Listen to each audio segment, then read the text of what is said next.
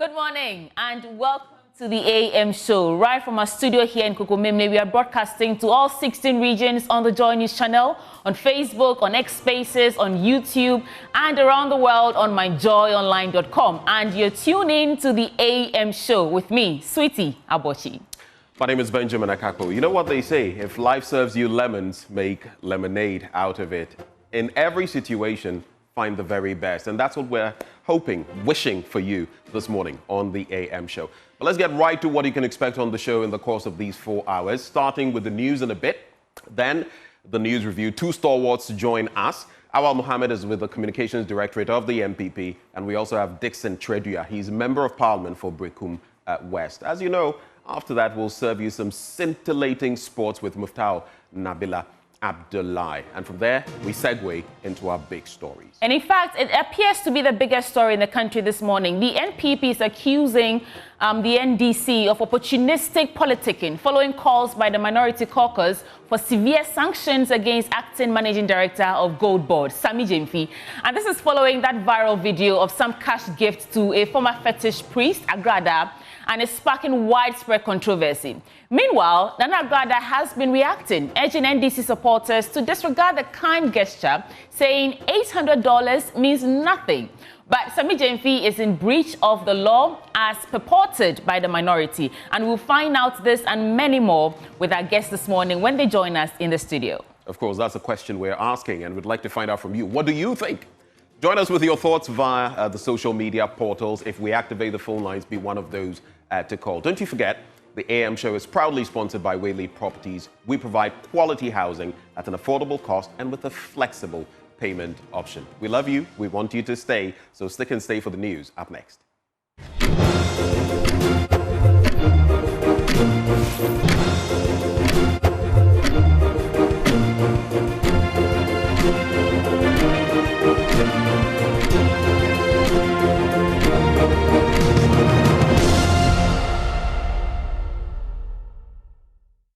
Hi, welcome to the AM News with me, Sweetie Abochi. Let's get right into it. The Ashanti Regional Anti-Galamsey Task Force is expanding its efforts to protect cocoa farms from illegal mining activities. Cocoa farmers in rural areas have been complaining about the destruction caused by these miners, with some farmers reportedly selling their farms to them willingly, while others are being forcefully taken over. Nana Aljima has been engaging the interest groups in the cocoa and mining sectors and has filed this report. In 2021, the Ghana Cocoa Board said 19,000 hectares of farmland had been destroyed in key cocoa growing areas like the Western and Ashanti regions. Years on, the phenomenon has continued, negatively affecting the country's cocoa sector. Aside from the takeover of farmlands, water sources used in the cultivation of cocoa and other purposes on farms are destroyed by the activity. Amecha, a cocoa farmer at Bebiani, speaks of the challenges. She says the illegal miners are forcefully taking over our cocoa farms. They refuse to pay us for that. Our water bodies are also being destroyed. According to the Ashanti Region Anti-Galamsey Task Force, complaints about the activities of illegal miners in cocoa growing areas are often received. Alongside the fight to rid river bodies and forest reserves of illegal miners, the team has resorted to take interest in cocoa growing areas. National Security Liaison in Ashanti Region, Captain Retired John Kwame Jabari, speaks of plans to rescue the farmers. Cocoa is the future of Ghana, so we'll not allow Galamsey people to bring down the production of cocoa. So when we went to the place that we went to, apart from them destroying the river body, a number of cocoa farms have been brought down by these menace in those areas over there. So that prompted us to come to the place, and most of the time it's not our own intel.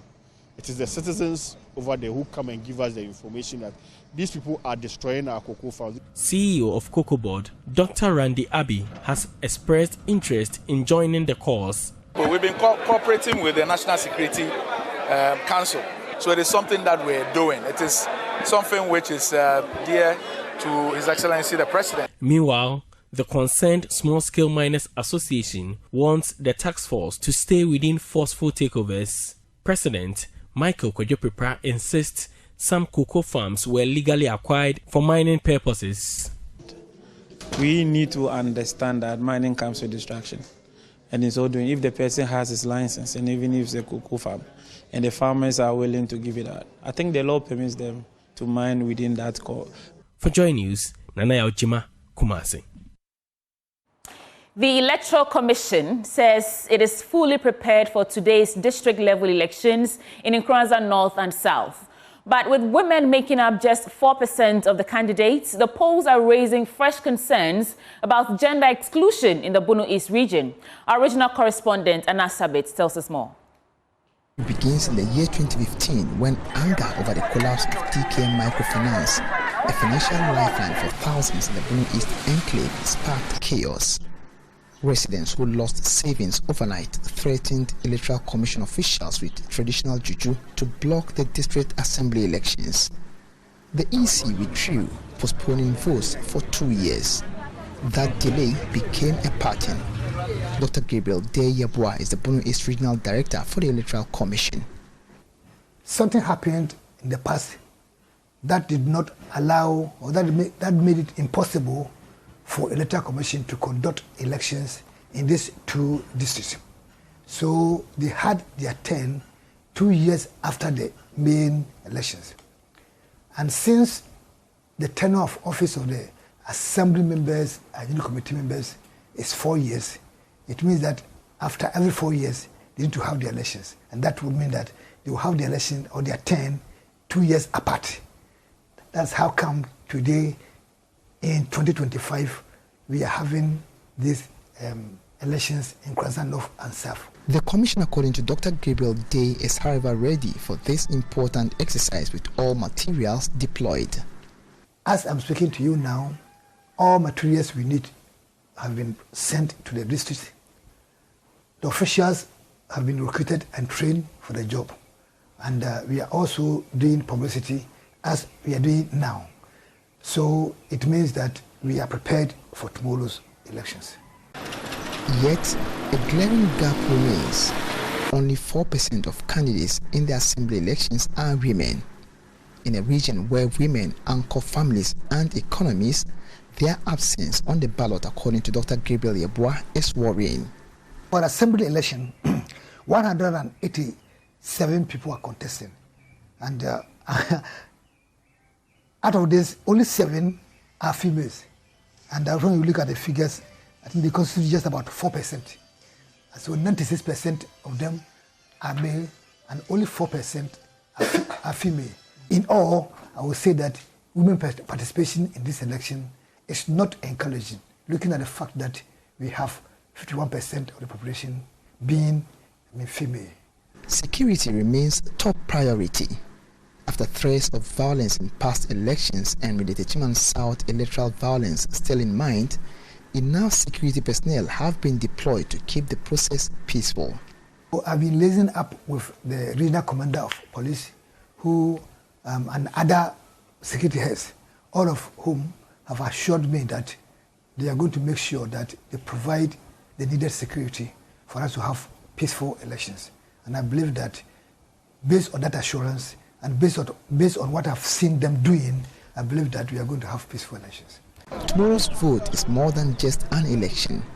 It is another opportunity for the people to choose the next batch of community representatives for the next 4 years. Anna Sabit, Joy News, Agradaa. Let's move on. The Minister for Lands and Natural Resources has raised concern over the growing encroachment on heritage sites and government lands in the central region. He cited towns like Elmina and Cape Coast, warning that unplanned settlements are threatening Ghana's cultural legacy. The minister stressed the need for a balanced use of land, drawing parallels with the ongoing fight against illegal mining and destruction of the historical landmarks. Abigail Iselunkruma has more in this report. At the inauguration of the Central Regional Lands Commission, the Minister for Lands and Natural Resources, Emmanuel Amakofi-Boa, blamed unchecked development and competing land use as the disruption of the balance between tourism, agriculture and culture in the central region, emphasizing that the conversion of agricultural lands for other uses threatens food security. The central region is a beacon of culture, tourism and agriculture. From the bustling fishing communities along our coast to the fertile farmlands of the hinterlands, land is a lifeline of livelihoods here. However, rapid urbanization, competing land uses, and unchecked development threaten this balance. Encroachment on public lands, including wetlands, heritage sites, and government reservations is a growing concern. Cape Coast, Elmina, and other historic towns face mounting pressure from unplanned settlements, risking irreversible damage to our cultural and environmental heritage. Similarly, the conversion of agricultural lands for speculative ventures undermines food security and our traditional livelihoods. Litigation over land ownership remains rife in this region, particularly between stools, families, and private developers. A notable example is the dispute surrounding prime lands in areas like Kaswa, Winneba, where overlapping claims deter investment and also fuel conflicts. The government is committed to resolving these issues, but we need the Commission's proactive leadership and diligence to enforce lawful ownership and deter land guard activities. To the Central Regional Minister, Eko Payinidriamwa Ochri, activities of the Lands Commission should not be a means of illicit gains. This kind of work, land issues, linked with chieftaincy issues, and Nananum have had to come with a lot of petitions. My brothers and sisters who have opportunities to support the activities of Lands Commission in Central Region, it's not going to be an easy task, but let's get ready. You can do it. It must not be seen as an avenue for enrichment. No, you cannot. Some of us think that the law must be made in such a way that, including the chairman, where unnecessary infractions are committed, apart from holding on to the Land Commission as an institution, an individual who perpetuates such infraction must also be held accountable individually, so that anytime anybody will be taking decisions concerning land and land issues in Central Region, that person will have to revisit the note. From Cape Coast, Abigail Lissel Nkrumah reports for Joy News.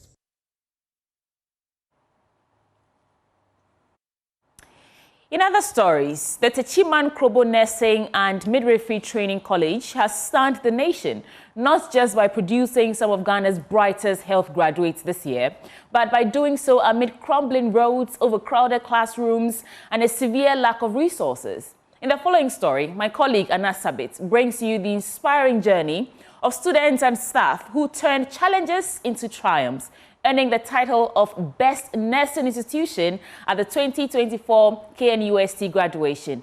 But as Principal Frederick Anaba warns, their dream of becoming a true center of excellence hangs in the balance unless urgent support is provided. Here's more. Behind the gleaming success of the Techiman Krobo Nursing and Midwifery Training College lies a road less traveled, quite literally. This institution, crowned the best at this year's national graduation, is battling obstacles that would deter even the most determined. Yet here, triumph and tenacity share the same classroom. Just days ago, this humble college in Ghana's Bono East region stunned the nation. Outperforming elite institutions, its students scored the highest distinctions at the 2024 KNUST graduation. I will judge the overall best school and overall best students. That's we have 100% passes and 70 distinctions. But the journey to this podium was paved with great and crumbling infrastructure. Frederick Anaba is the principal of the school. Infrastructure-wise, about 80% of the students were outside campus. So when I was handed over the baton, that's 2022, I decided to work on them. That first has to do with the GET fund. Inside this campus, determination drowns out discomfort. Classrooms built for 30 squeeze in 80. Hostels are so overstretched that many students rent rooms miles away. And when the rain comes, classroom activities comes to a halt because the college's access roads, riddled with craters, are a metaphor for their struggle. Another one has to do with the classroom. When we were picking, the ministry gave us a quota of almost 700, but we couldn't even go half of the quota because we don't have the adequate infrastructure. Digital learning here is a game of patience. With only a handful of computers serving hundreds of students, tech literacy is a race against time. The school's small lab size means its examination center has been moved to Sunyani, exposing the students to risks during exams. Another serious challenge now we have is what our exam center has been taken away from us because NMC saw that our lab cannot accommodate up to 150 students. Then the ITC center, it is a lot of inconvenience to carry students all over to Sunyani. It's risky and a lot of things. District Chief Executive of the area, Adam Kobna Johnson, a happy figure at the successes chalked, promises to work with the Member of Parliament who doubles as the Trade Minister to fast-track projects here. Look around. You see the deficit in the infrastructure, yet they've been able to do so well to achieve this feat. And so we are going to work together with the MP.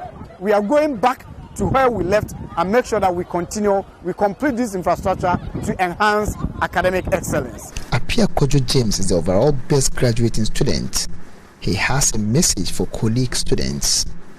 To my fellow students, a little advice I have for you. Please, with all due respect, if you focus on your own success, your achievement is short-lived. Start every day with a new hope. Leave bad memories behind and have the faith for a better tomorrow. Do not be wise in your own eyes. Fear the Lord your God and depart from evil.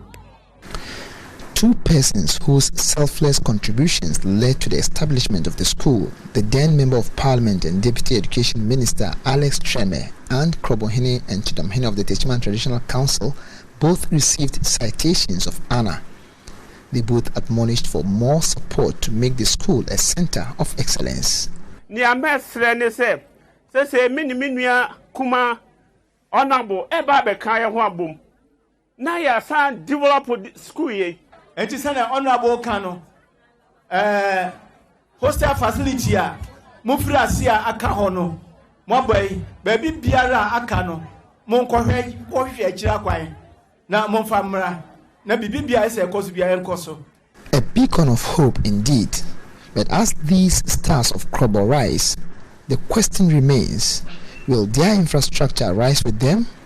For now, these students march forward on shaky roads towards steady futures. Anna Sabit, Joy News, Krobo. Now, the Ghana Maritime Authority has called on the Parliament Select Committee on Roads and Transport to help strengthen regulations that can unlock the full potential of the maritime sector as part of broader efforts to create jobs and boost economic activity along Ghana's coast. Let's tell you more in this report. Parliamentary Select Committee on Roads and Transport held a crucial meeting with the Ghana Maritime Authority to review its operations, identify challenges, assess successes, and discuss areas for improvement. The purpose of the meeting was to reassure the Maritime Authority of Parliament's commitment to supporting their development and regulatory efforts. The Ghana Maritime Authority expressed that the timing of the meeting was perfect as it provided a platform to advocate for a passage of some key legislative measures that are crucial to the authority's operation. Dr. Kamal Din Ali highlighted the authority's key expectations from Parliament, particularly in areas that require legislative support and regulatory adjustment.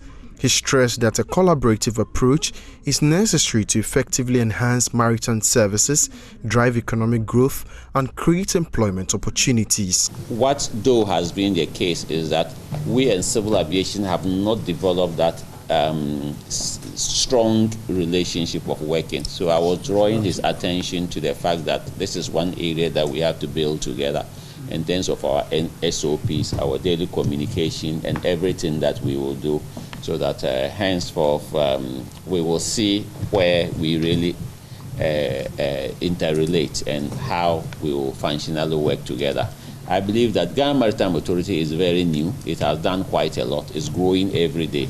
In response, Chairman of the Parliamentary Select Committee on Roads and Transport, Isaac J. Mensah, assured the Ghana Maritime Authority of Parliament's full support in advancing its growth agenda. They have requested for support issues relating to regularizing their details in terms of some bills that have to come to Parliament. We've committed ourselves to cooperate with them.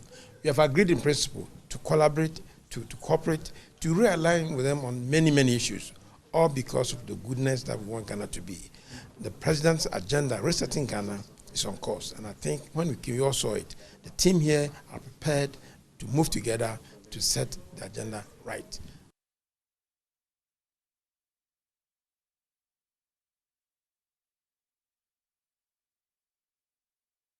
Well, that's it for the news proper. Let's get into business update now with Benjamin Akakpo.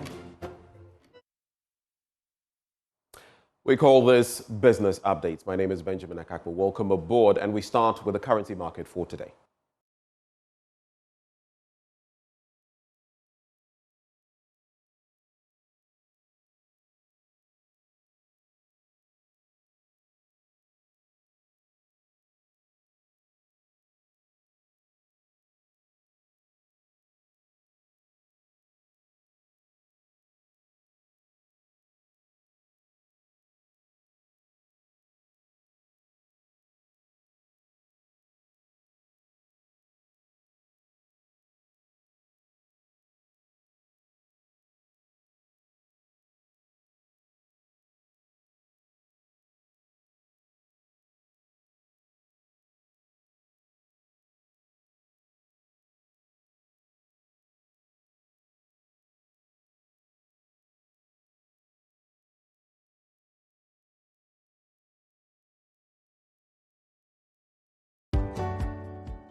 Let's get into the stories now, and there are projections that the Ghana cedi could be under some pressure in the coming months. This was after the United States reached a trade deal with China to slash import tariffs, a move expected to strengthen the US dollar and undermine recent gains by the Ghana cedi. There's more in this report. One of the reasons for the cedi's strong recovery and even appreciation in recent times is the weakening of the US dollar. This is due to the fact that more businesses and countries were moving away from dollar-backed assets due to the current uncertainty. However, due to the deal that US had reached with China, when it comes to freezing the recent tariffs hikes, is accounting for the dollar-strong recovery today. The price of crude oil, which was getting into the $50 range earlier this month, is now trading around $64 a barrel. Gold prices have also started dropping. All these are due to the recent development between US and China as they reach some favorable trade deals. Standard & Poor's, in their latest report on Ghana, for instance, is also warning that the local currency could come under some pressure for the second quarter of this year.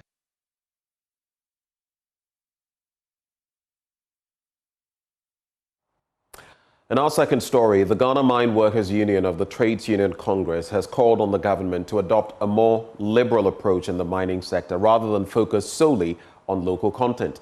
According to the union, while local content is important, an overemphasis on it could deter potential investors and hinder the growth of the sector. They argue that a balanced approach that takes into account both local content and foreign investment would be more beneficial for the country's economy.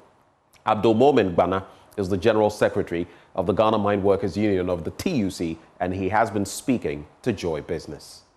As a trade union leader, what I'm interested in is an investment climate or environment where there's a lot more predictability, things are stable, I can guarantee a job, I can guarantee incomes for my members, general conditions of service is not an issue for me and by extension members. But if you have a situation where Ghanaian businesses get into the mining space, they are unable to meet their short-term obligations, i.e. payment of salaries, payment of social security or pensions. I mean, virtually it appears that the conditions of service of these workers have been reversed, you know, relative to when they were with the foreign multinational businesses. As a trade union leader, I certainly will not opt for a local business, because why would I see fire and walk into it? I wouldn't do that. And so I expect that even though there can be some kind of an affirmative action towards deepening Ghanaian participation in the space, it has to be watched carefully, because if we don't watch it carefully and we proceed in that direction, we might end up getting our fingers bent. Workers' conditions will be reversed. Revenues that come to government by way of corporate income taxes, royalties, you know, payee, is going to dip. And I can assure you that over the period, mining businesses that some way, somehow have found their way into the hands of Ghanaian businesses have seen a sharp decline in terms of not just payee, not just incomes that go to workers, but also even the payment of their obligations owed to GRA, owed to SNIT, and quite a number of regulatory institutions. And it is quite a sorry narrative that I'm not too proud of, and it is the reason why we expect a more liberal environment until such time that government itself pays a lot more attention, is able to streamline the system, get private businesses to set up, comply with corporate governance rules. We are able to make available to private businesses cheap capital. Not until we get to that point, I can assure you that it will be a difficult place to go. Well, for just how much are some of the world's major commodities trading this morning? We tell you in our commodities market.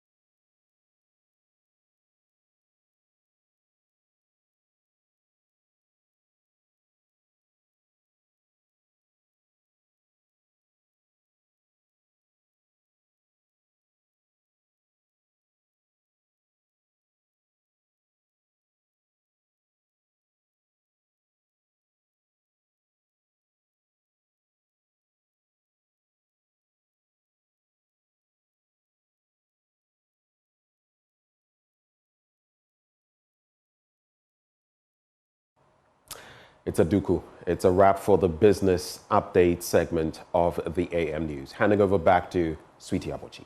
Thanks, Ben, for bringing us business updates. And that wraps up the AM News Bulletin on the show. Let's get ready for our news review segment. Our guests will join us in the studio in a bit, and we will be right back on your screens. Don't go away.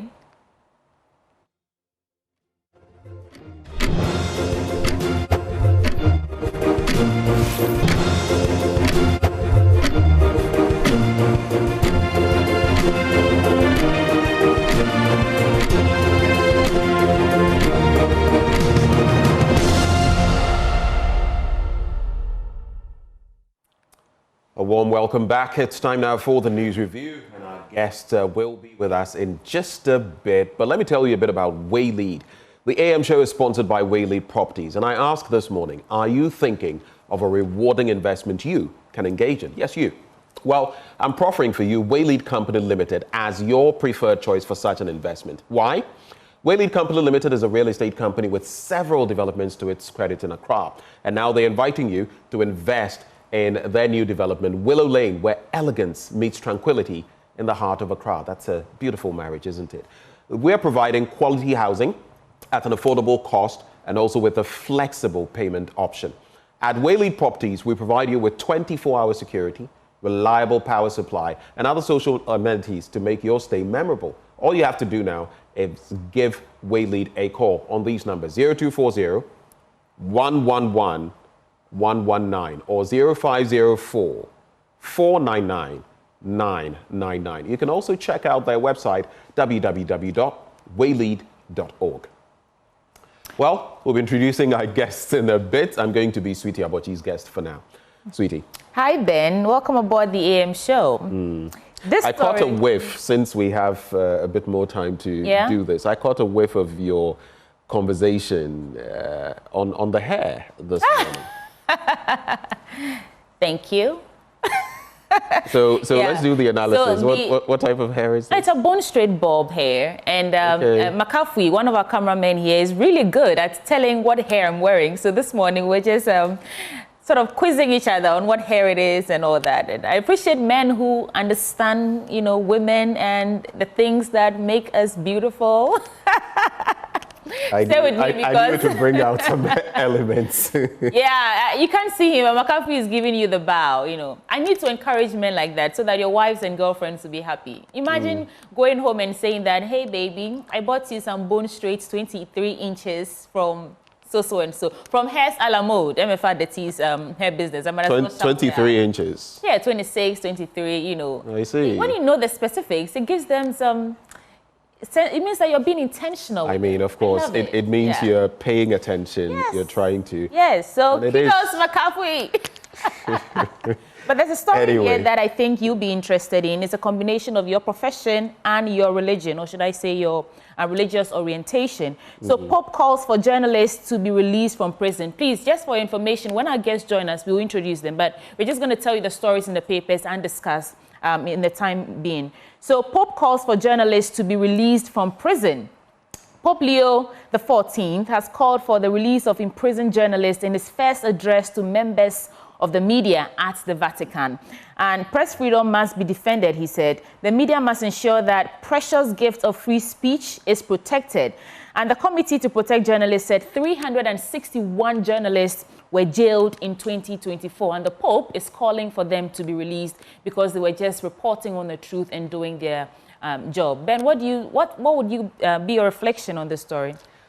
I mean, it wouldn't be the first time a Holy Father has waded into this. Pope Francis himself had cause to do this a number of times. And we know from everywhere from South Sudan to Uganda to different places, there have been these incursions into journalism, the fourth estate, so to speak. So it's quite a call, and there are so many countries. I mean, you could mention so many of them, Russia in there as well. You know, there are laws that were enacted post the commencement of the Russia-Ukraine war, which forbade certain kinds of interactions. And in fact, for the general citizenry, so that if you spoke about certain things, it was deemed, I've forgotten the exact wording, but it was deemed unpatriotic, against the national interest and all of that. Some say that was not exactly, it was clamping down on, you know, the freedom of speech and all of that. So there are many of these instances across the world, and that's a good call.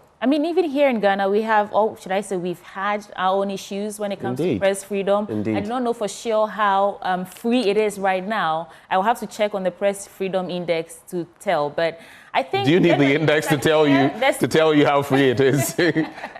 No, just a short in there. Area now. I think journalists they're bolder, they're more forward. They don't have to hide behind names, fake names, and what are you trying to say? Are you trying to say that this year, beginning this year, I've noticed that people are speaking up without fear of being, should I say, arrested, or without fear of being unjustly jailed? You can't tell me that you don't know what we are talking about here, Benjamin Akago. Don't pretend you don't know. What I'll say is that, I mean, I've seen the likes of Oliver Barker-Vormawor, you know, make juxtapositions between when his demonstration was held and some of what happened, and now his ability and all of that. But I think sometimes too, it just takes until somebody chops slap, you know, for you to start changing the narrative. We hope it doesn't get there.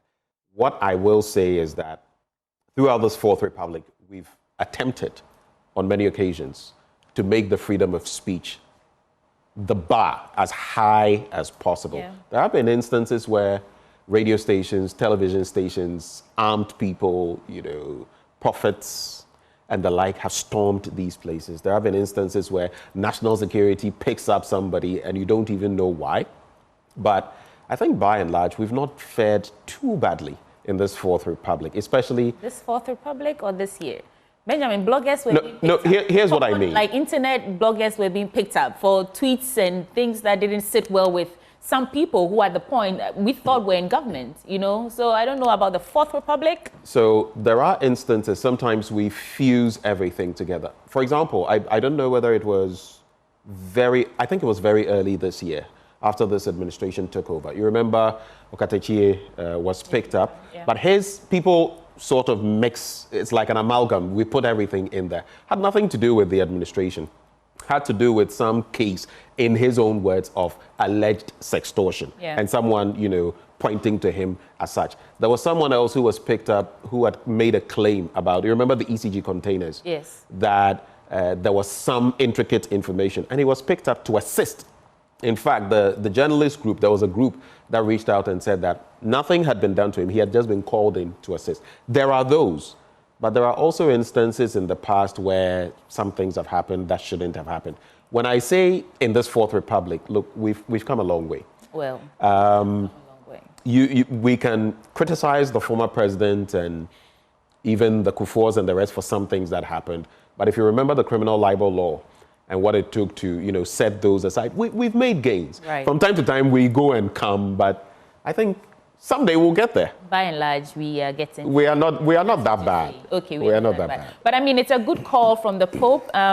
For his first speech advocating for press freedom, I think it's a very great way to start. And kudos to him. And perhaps let's all rally behind him to make sure that his advocacy materializes. Don't gag people for speaking the truth. If anything, ask questions, ask for clarity. Don't cast aspersions on people if you don't know the full facts of what they're talking about. And hopefully, at the end of this year, we can come back and say 2024, 2020, I don't know why I keep going back to 2025. You're on your own in that boat. For journalists and for the press as a whole. But before you go on, you know, something people have found interesting. You know, the Pope, he has a math degree. He has taught physics and the rest. I just wanted to, I've heard conversations in certain areas where people are surprised. Actually, all of these men in red hats, as we call them, the cardinals and a lot of bishops, and they are very learned. People seem not to. I mean, these are people who, seminary alone is like 7-8 years. If you're a Jesuit and the rest, maybe 10 plus 12 and the rest. What do you think they are doing there? Just Latin and... Yeah, I think you need to be studious to be in a position like that, because a lot of reading, a lot of analysis, a lot of interpreting things. But I think it's a good time to also usher in our guest in a really beautiful suit. Welcome aboard, sir. Thank you. Benjamin? Well, here we are. Let me just get this started. So, you're a member of Parliament, and at least if we're starting off the conversation, we should look at your constituency as well. Brekum West, right? Brekum West, sure. How is Brekum West this morning? We're doing very well. You are? You know, Brekum West was in the hands of MPP for over 24 years, since 2000. And this is the first... It's been a long battle. Yeah, we're getting hold of the constituency. And we here, by we here, you mean NDC? NDC, 24 years. You know, that was the original seat of the legendary late Ohusua Champon, first majority leader.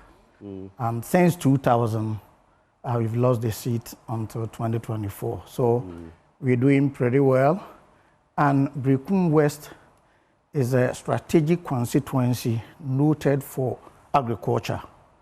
And I have said over and over that with the right resources, with the right financial injections, Brekum West will be able to produce over 200,000 metric tons of tomato a year.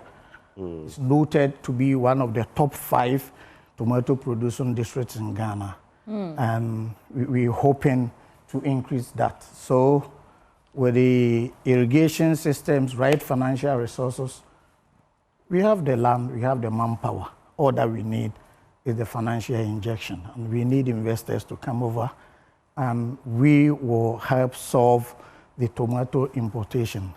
I like how you've taken advantage of these minutes to sell your constituency.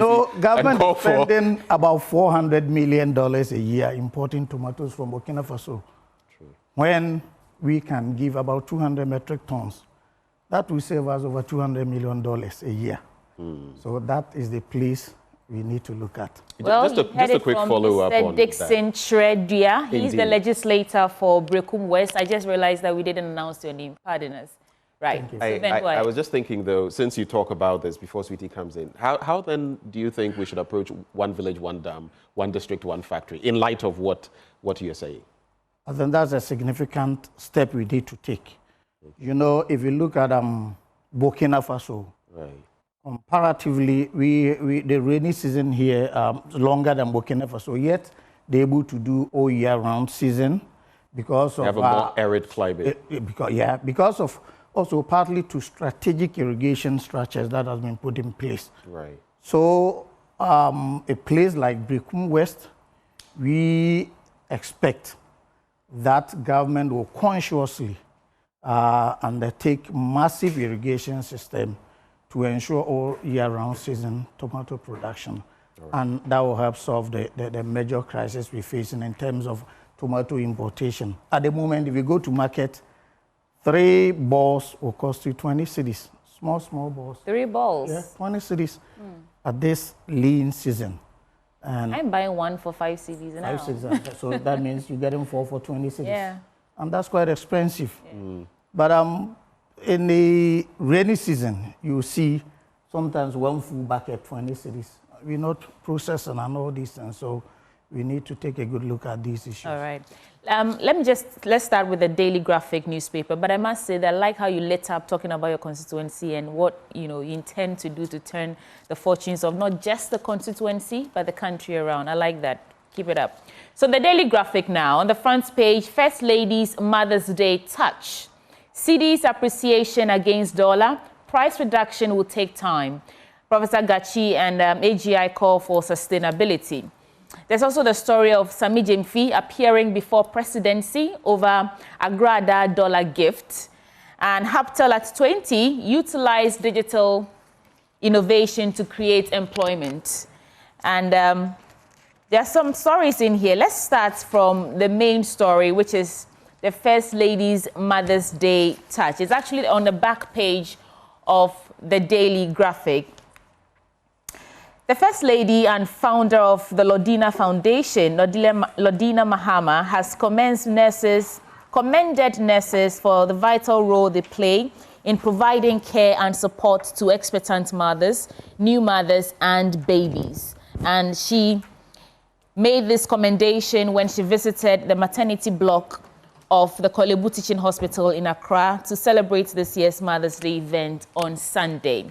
So that's that on that story. I want to go to the story on page 13 about Sami Gyamfi and Agradaa, former chief priest, now turned pastor or prophetess. I'm unsure which exact designation or adjective to describe this woman with, but she is a popular person.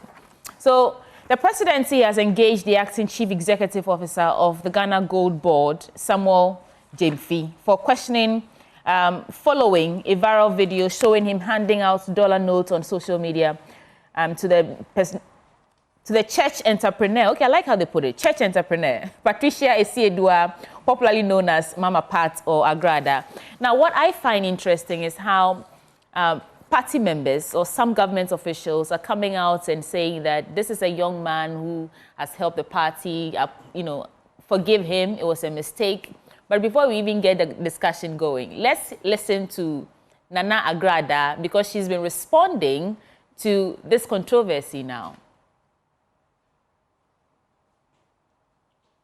Well, we'll bring you that response of Agradaa in a bit. I mean, I watched bits of it and she was saying, don't get angry over $800 because it's nothing. But listen to her yourself. $800.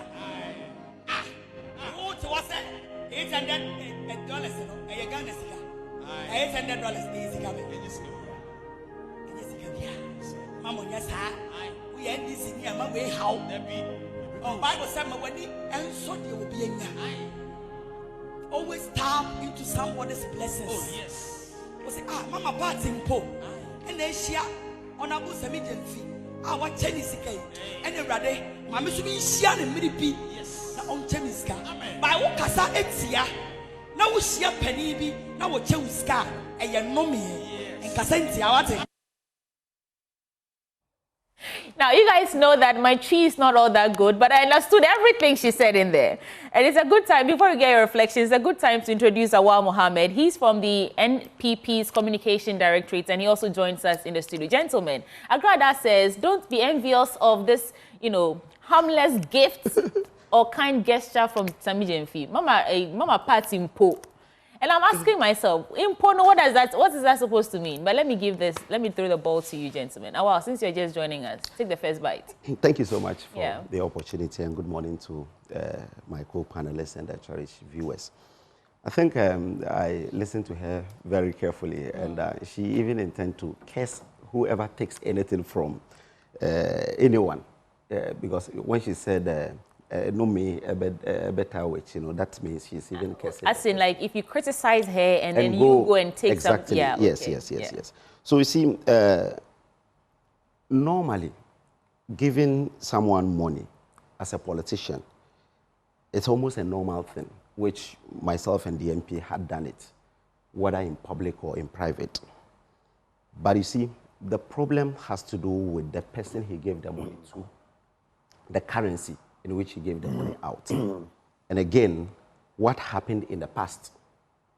Break it down. What do you have against the person the money was given to? So you see, Agradaa, just as the Daily Graphic reported, has a history of being a fetish priest. Just within a month, she said, I have found Christ. Then she set up a church.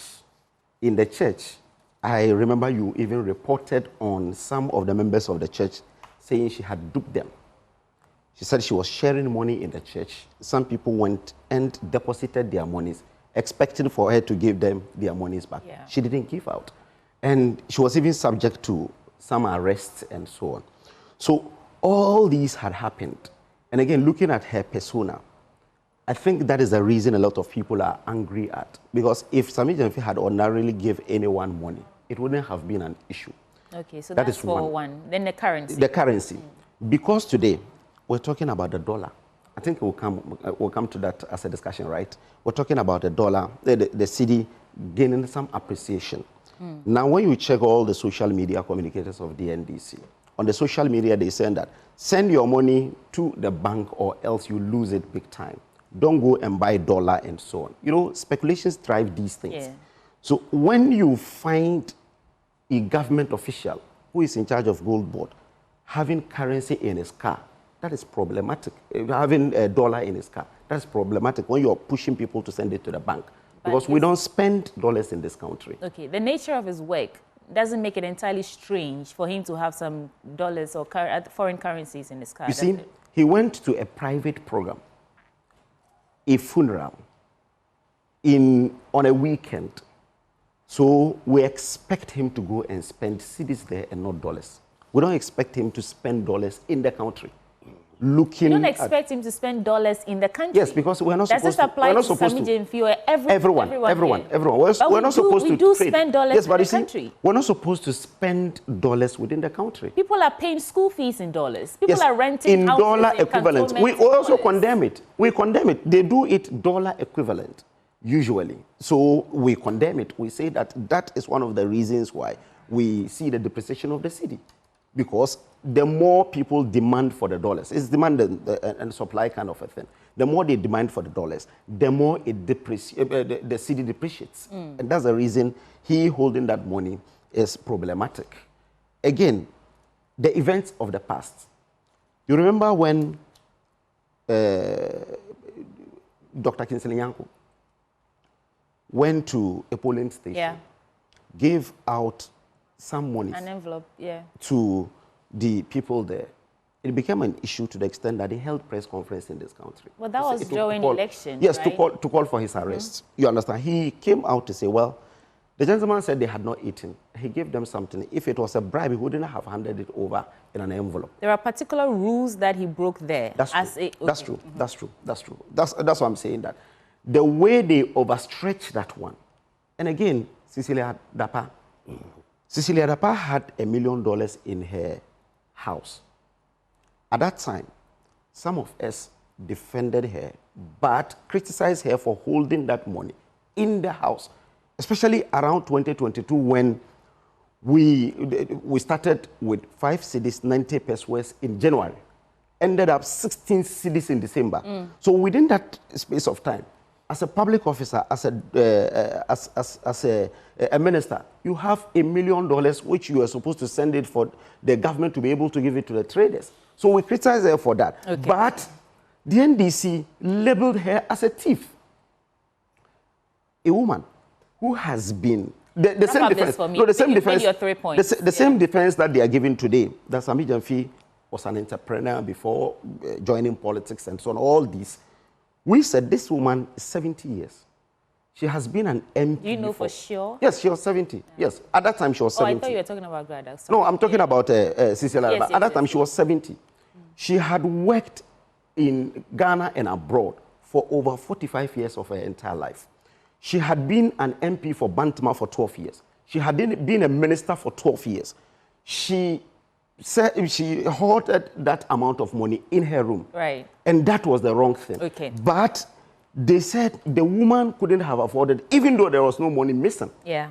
So that is why today. Mohammed, let's listen to Dixon as well. Maybe he would. I'm not sure you will agree with him, but it's your take now. Surely, I don't want to equalize, but you can't compare the Cecilia Dapa's issue to what happened last Saturday. Surely, you admit you can't compare the two.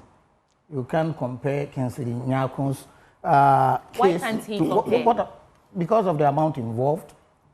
And in Sami Gyamfi's case, let's look at the circumstance in which he found himself. He was talking about the currency, the dollar, and all those things. Let us be very honest that how many of us do not have dollars or foreign currencies, especially if you're a regular traveler. I returned from US, I came, the few dollars left, I will keep with the view that maybe the next few weeks, months, there might be emergency trip you have to make, you have to go back, change. And sometimes when you are hard pressed and you don't have CD on you, and I can say confidently, based on my sources very close to Sami Gyamfi, that he wouldn't have doled out dollars if he had CDs at that particular instance. He had been at several social gatherings, several funerals, and when my apologies. Let me interject. When he was hard, let me interject. I wish you hear him out and then we come in. Just a bit, because of what you said. Yeah. Why was Sami Gyamfi, moving around carrying dollars only?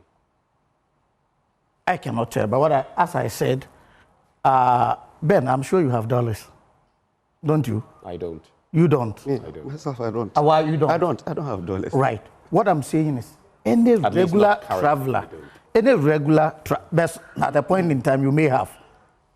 Yes, like you said. Exactly. Exactly. Not when you are traveling alone. When you are a regular traveler. In fact, when you are a regular traveler, the country you frequently travels to, when you go, sometimes you come, I go to Germany with some euros, you come and you have few hundreds of euros you wouldn't change. But what I want to emphasize here is that the situations are totally different. And one, Sami Gyamfi has already apologized for his indiscretion. And two, Ben, you know Sami Gyamfi, you are a lawyer. And when it comes, I'm a student of law. Student of law. And in situations like this, you look for repeated offenders. Is Sami Gyamfi noted for this kind of behavior? Has he been demonstrating opulence, obscene wealth? Has he been arrogant publicly? This is the first time this has happened to the young man. And he has apologized for his indiscretion. The chief of staff has summoned him. He has appeared. let us hold our brief and wait for what the government says. For me, the Sami Gyamfi I know, the Sami Gyamfi I've been working with for over 16 good years, it's not the kind of person people are portraying in the public as being arrogant, showing opulence, and showing obscene. I mean, he is not the kind of person we are talking about. So, like many of us have been advocating, we asking for the authorities to temper justice with mercy, especially when he has apologized already. And Ben, this is a lesson to all of us. As he indicated, how many of us have not given money publicly? If you go to any event, before you leave, you have people coming to you asking for money. The difference is probably you were not caught in camera. That's true. On camera, and your incident or whatever happened had not been going viral. I see Awal nodding and acknowledging. This is what not only politicians, public figures have been doing. Even yourself, you meet people and they ask a lesson you, to all of us. That is why we are saying the optics, not good for the party, not good for us as a country. But he has admitted his indiscretion, has apologized profusely, he's shown deep remorse. Chief of Staff has called to have a word with him. Let us wait. But I believe that he deserves a second chance. This is not an incident that should cost Sami Gyamfi his job. Okay, Then let us admit the excellent job the young man has done. In the last few months, he was appointed as acting chief executive of Gold Board. The swiftness his team put the bill. I was in Parliament when he came to Parliament to defend the bill, the passage. And if you look at the first quarter of the year, how good has been performing, I think we should take all these into considerations. And as a first-time offender, let us temper justice with mercy, move on. And I know not only Sami Gyamfi, but all of us will learn lessons from this incident. So, Dixon, there are a few things I'd like to point out. And rightly so, both of you mentioned. For me, I don't know about you, sweetie, but there are times where even in church, sometimes I go down after the show and you meet someone, because they see you on TV, they know you, they may come. Yes. And if I can afford to, I may. The difference is I'm not a public official. Yeah. I work for the state, I work for the interest of the country, but I don't hold public office, right? Sure. And it's the signaling, okay? The people you've mentioned this morning, Professor Nyako, Kingsley Nyako, now Professor Nyako. Yes. Yeah. I remember back then when this issue came up, my heart bled for him because he's someone I am pretty close to. Yeah. Okay? But we had to deal with the issues as they were. Yeah. Because what is what is. And you mentioned, again, the context. I mean, that's totally different. In an election, I'm getting there. In an electoral setting, it's totally different. Different, yes. The optics looked very bad. You see, my problem you mentioned, you had your time to speak. You mentioned Cecilia Dapa. Yeah. In Cecilia Dapa's instance, we'll not get too much into it, but you mentioned she had $1 million. You know, that was what was taken, not that was what was at home. So just clarify for... Yeah, what I'm saying is that instance. she had $1 million in the house, which is no at that time when the CD was depreciated. She did not have $1 million. What had been taken away. Yes. That's all I'm trying exactly. So, but you see, at that time, some of us were saying that she could afford the $1 million because no money is missing. The OSP went and looked into it and said that indeed she has not stolen any monies. But she was branded a thief in this country. Right. That's why I'm saying that this one wouldn't have been a problem. If you know Sami Gyamfi very well, I have known him closely. We almost grew up together in Kumasi. What kind of person is he? He's someone who will always give when he has it and so on. But you see, the problem has to do with the fact that how you overstretch it when yesterday someone was seen giving out money. That is the reason today it has become an issue. And the dollar, as I said, because at a point in time when everyone is said that push a dollar to the banks and so on, and he's holding the dollar as a currency, which is not supposed to be so. And that is only the issue. Point made. Dixon, you must also note that, like we are all saying, it's not about being generous. It's not about being kind. All of us sitting here have had opportunity to be kind to other people. That's true. Yeah. And others have also been kind to us in some instance. Yeah. When you hold public office, there are certain fine ropes you have to walk. And interestingly, we have the code of conduct, very recent, that the president brought forth. And in there, you talk about ostentatiousness and all of that. So those are some of the concerns about Ghanaians when it comes to this. No one is trying to say he's a bad person. Yeah. And Benjamin, his head must roll. But these are optics. You rightly said, lessons must be learned and we must move on. And Benjamin, that's why he has apologized himself. And I think he deserves another chance. Well, we'll leave the president. We'll leave the president to that a while and his people are playing politics. No, I didn't say he should be. He's admitted. I didn't say he should be sacked because of that. Benjamin, in I think all these he's been pretty balanced. You look at the action and the intention. Was the intention to show off? No. Someone just took a camera and followed them. That's why I'm saying it's a lesson we should all learn, because it can happen to any one of us. Let's get into the stories. Yeah, just to end this conversation, my dad used to say something about Abunsama Lachiafi do now. What's the meaning of that? It means the devil doesn't bathe before coming out. You're doing something and you think, oh, wait, yeah, nothing, will happen. Yes. The devil will not wait and say, let me bathe, and no, it just happens like that. So you have to be minded, be guided, don't be misfortunate. All right, so in the middle page, I just want to rush through the remaining headlines in the Daily Graphic, and then we can go on to other stories. President Mahama calls for unity to tackle Africa's debt crisis. And just a bit of details in there. President John Dramani Mahama has called for a unified or united Africa to enable the continent address its escalating debt crisis, adding that unsustainable borrowing risks undermining development gains and sovereignty. And GSS launches survey to track jobs, food security, establishment of second gas processing plants, committee set up to oversee project. And I think I've already done a story on the back page about the First Lady. That will be it for me for the Daily Graphic. You can reflect on one story each, and then we move on to other newspapers. Awal, want to start? Yes, I think the debt in almost all the African countries are unsustainable, looking at how we always tend to borrow. One thing that we started, I'm talking about the Akufo-Addo government, is the industrialization, the one district, one factory. When you do one district, one factory, it means you do some import substitute companies so that you will not really import some of the commodities you may be able to really produce within the country.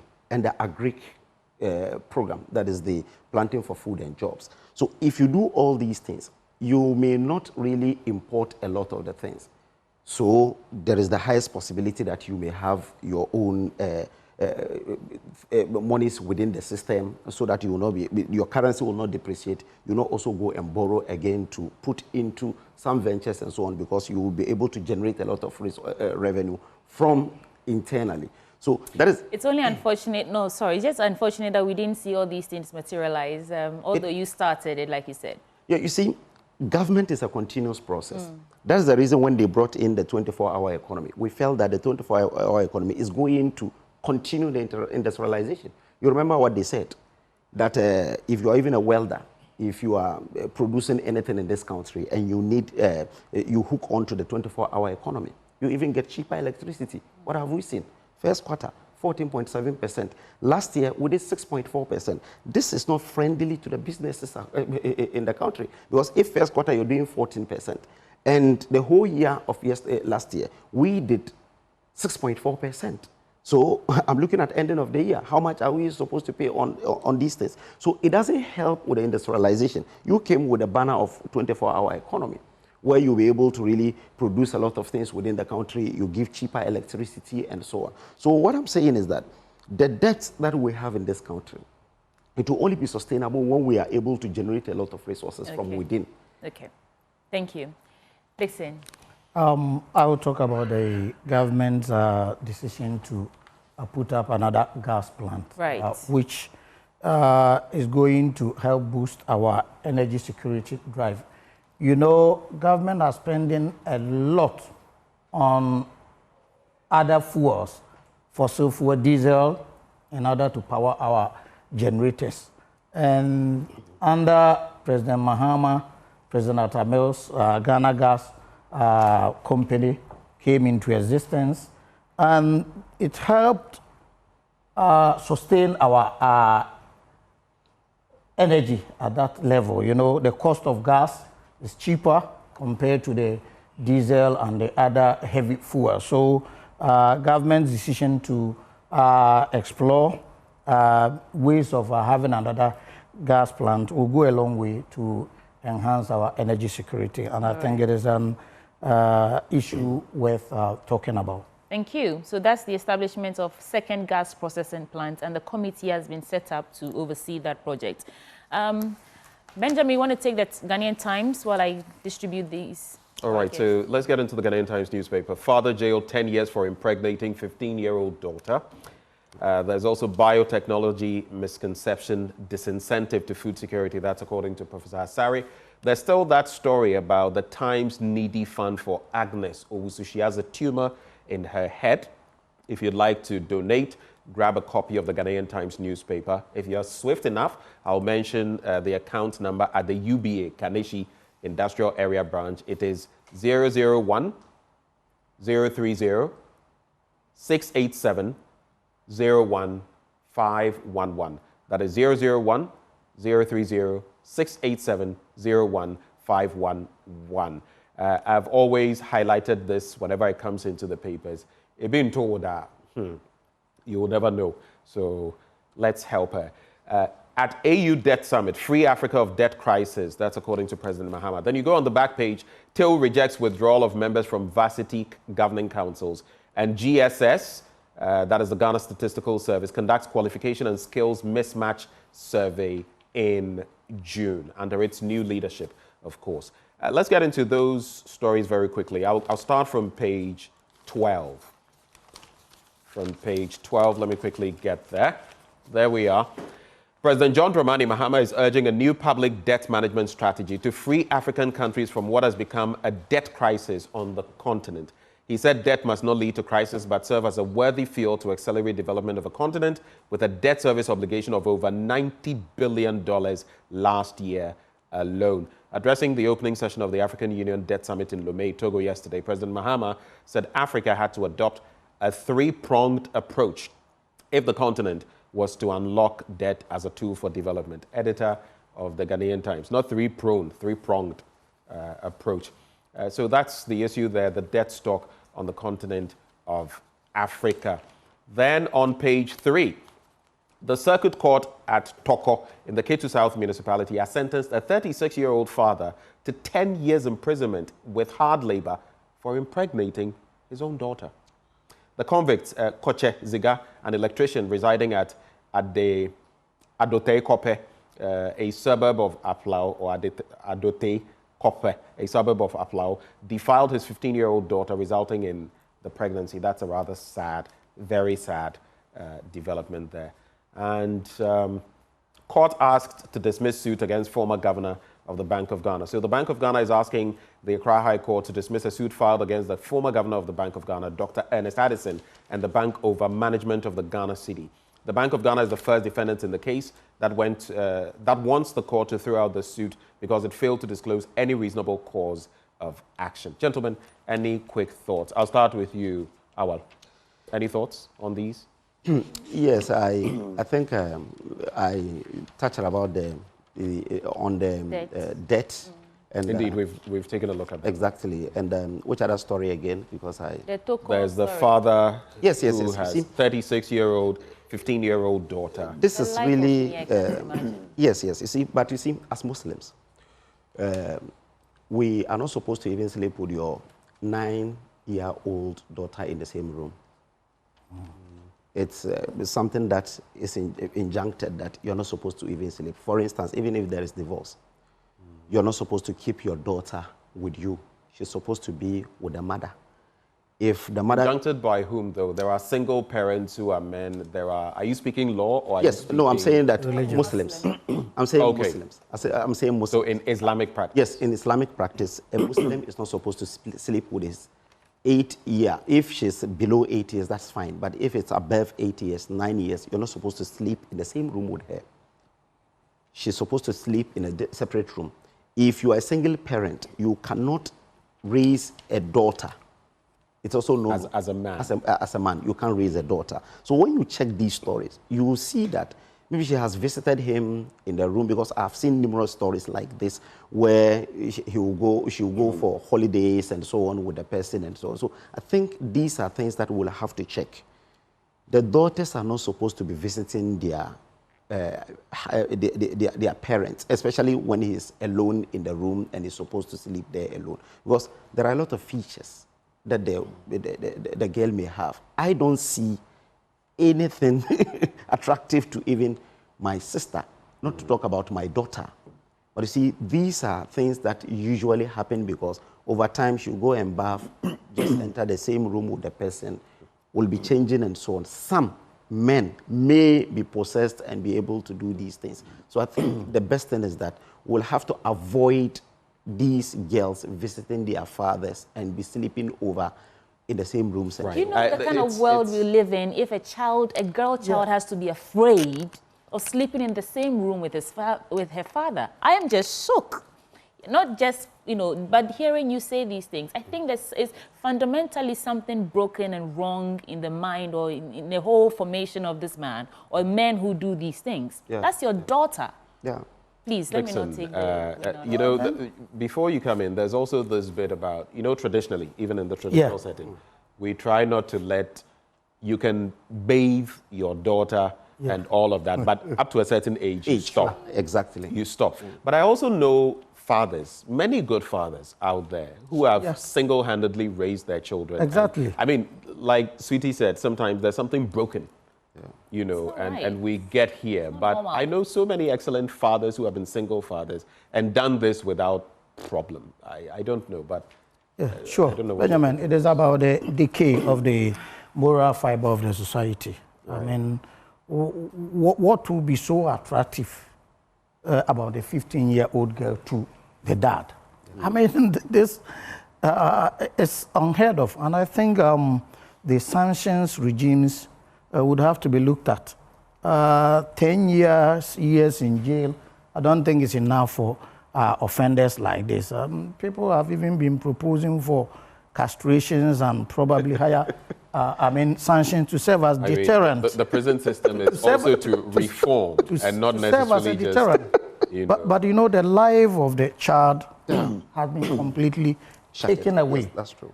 You can imagine, the story, it says, the prosecution says the victim consumed a non-alcoholic beverage. This was on the man's birthday. The prosecution said the victim consumed a non-alcoholic beverage, which the convict gave to her while observing his birthday. She dozed off moments later. According to the prosecution, the victim, after waking up, found dried whitish fluid substance on her lap and in her pants, which she showed to Ziga, her father, who declined to make any comment or pass. So it was well orchestrated, well planned, spiked the drink with the view of engaging in this act. So this is a deliberate act that should be frowned upon by all well-meaning Ghanaians, and our judiciary should be clamping down on conduct like this with harsher sentencing, probably 25 years, 20 years to serve as a deterrent. So I am not amused about the 10-year jail handed over to... Maybe also what is interesting though of alcohol, some no, but you see, if you look at sequence of events, if you look at sequence of events, it means it was well planned. Yeah, that's true. For him to give her some drinks, after that she dozed off. After dozing off, she woke up and saw these. That's just evil. So it was actually the man. The story says his birthday here, but I think it was the girl's birthday. And he did that. She's going to carry that trauma every birthday.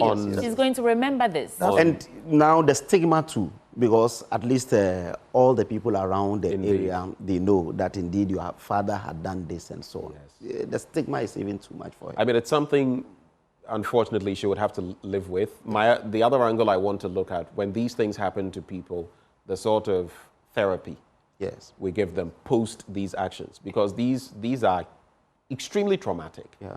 the impact, like you said, in your community. Yeah. Sometimes, and unfortunately, there are people who are not so sensitive. Sometimes people will even point to you and say, this is the one that out there in the open. Yes. You can imagine. So apart from the girl, the child, too. Yes. So that's why we need the social. We don't know whether she's. That's why the social welfare needs to be given a lot of resources to be able to do these things, because they need some psychologists within the social welfare, within the districts, so that if certain things like this happen, they will be able to really give them some therapy. So it was a case of defilement filed. I just wanted to point, sometimes when we see these and say, but I don't think 10 years or 20 years is enough. But it is also the judge can only operate within what the law states he can operate within in terms of penal. Defilement 1, incest 2. Yes. Yeah, in this defilement is even up to 20 years, I think. Yeah. If anyone has information about where I can locate this girl, please reach out. I think Girl Gets Up Africa would like to take this up, help her, get her all the psychological help she needs. I'm visibly shaken just hearing these things. I think when you talk to... So if anyone knows how we can locate this girl, please get in touch with us, Girl Gets Up Africa, across all social media platforms, or call Joy News. I'm right here, and then we can see how we can help this girl out. Thank you. Well, the last bit I'll do, Ghana's development is a shared responsibility. That's according to the NCC chairperson, Ms. Kathleen Addy. And she has made mention of the fact that Ms. Janet Iya Obido, an assistant civic education officer with the Kejabi District Directorate of the National Commission for Civic Education, has called on the citizenry to participate fully in Ghana's development. She emphasized that development was a shared responsibility, and that's the last bit there. We do know it's a shared responsibility, but sometimes we act like it's only for a different category of people. If you have any thoughts on those, you can share them. If not, we go to other papers. The overseer, Mohammed. So the overseer, adjust prices with immediate effect. Guta to traders as cedi gains strength. Then Shatawale and others testify to Sami Gyamfi's generosity. Cosmos Energy pledges $2 billion investment in Ghana's petroleum sector. Minority doubling in opportunistic politics. Kwachi Linda Okulo threatens dismissal of appointees over rejected MMDC nominees. Interesting stories.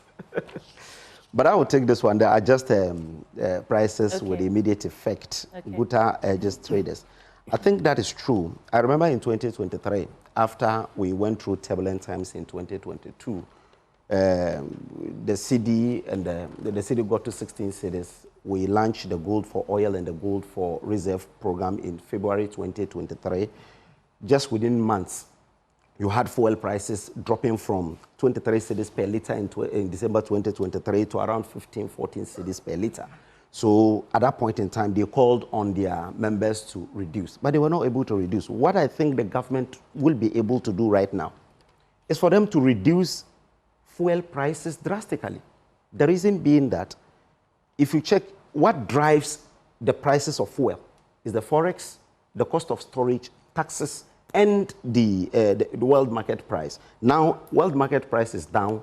Now we have a lot of, because even if they bought it at 15 last month they bought it at 15 when it was around 14.6, because usually they peg it way above the market price. Today, it's 13.2. And when you check the difference, it's huge. So if government is able to do this, it will trickle down to every Ghanaian. Looking at the fact that fuel prices will come down, then the trotros will also be forced to also reduce their prices. So government will have to take the lead by reducing the prices of petroleum prices drastically. It's still around 12.99. That's what I see in the petrol. Some even sell it at 13 cedis and so on. We left it around 13.9 and 14. So within this period, if really we want to see the impact of the cedi and the dollar, then we should see it in the adjustment of prices of petrol prices in this country, so that before the Guta people, because Guta will tell you that, well, we have old stock, we'll have to sell it and so on. But the immediate effect will be felt if government is able to reduce the fuel prices drastically, so that Ghanaians will be able to enjoy. Drastically, what are you talking about? Yes, I want it to come down, because you see, we all know that it doesn't happen immediately. It happens because the appreciation the fuel prices, the importers import around $400 million every month. And they import it monthly. The cedi equivalent, when it was 15 cedis, was around 6 billion. Today, the cedi equivalent is around 15 billion, 600 million shortfall, which can be rolled out to the Ghanaian. That's very important. That's the reason I'm saying that. We should be having around 11 cedis, 10 cedis, 11 cedis per litre. Okay. How come you couldn't manage that, though? Yes, because you see, if you look at the amount of money, that the windfall that they have right now. You're talking windfalls? Yes, yes, because 2 months ago, they were importing at 15 cedis per liter, $15 cedis per dollar. Today, it's around 13.2. So 13.2, if you look at the gap, it's around close to 2 cedis. So that's the reason I'm saying that.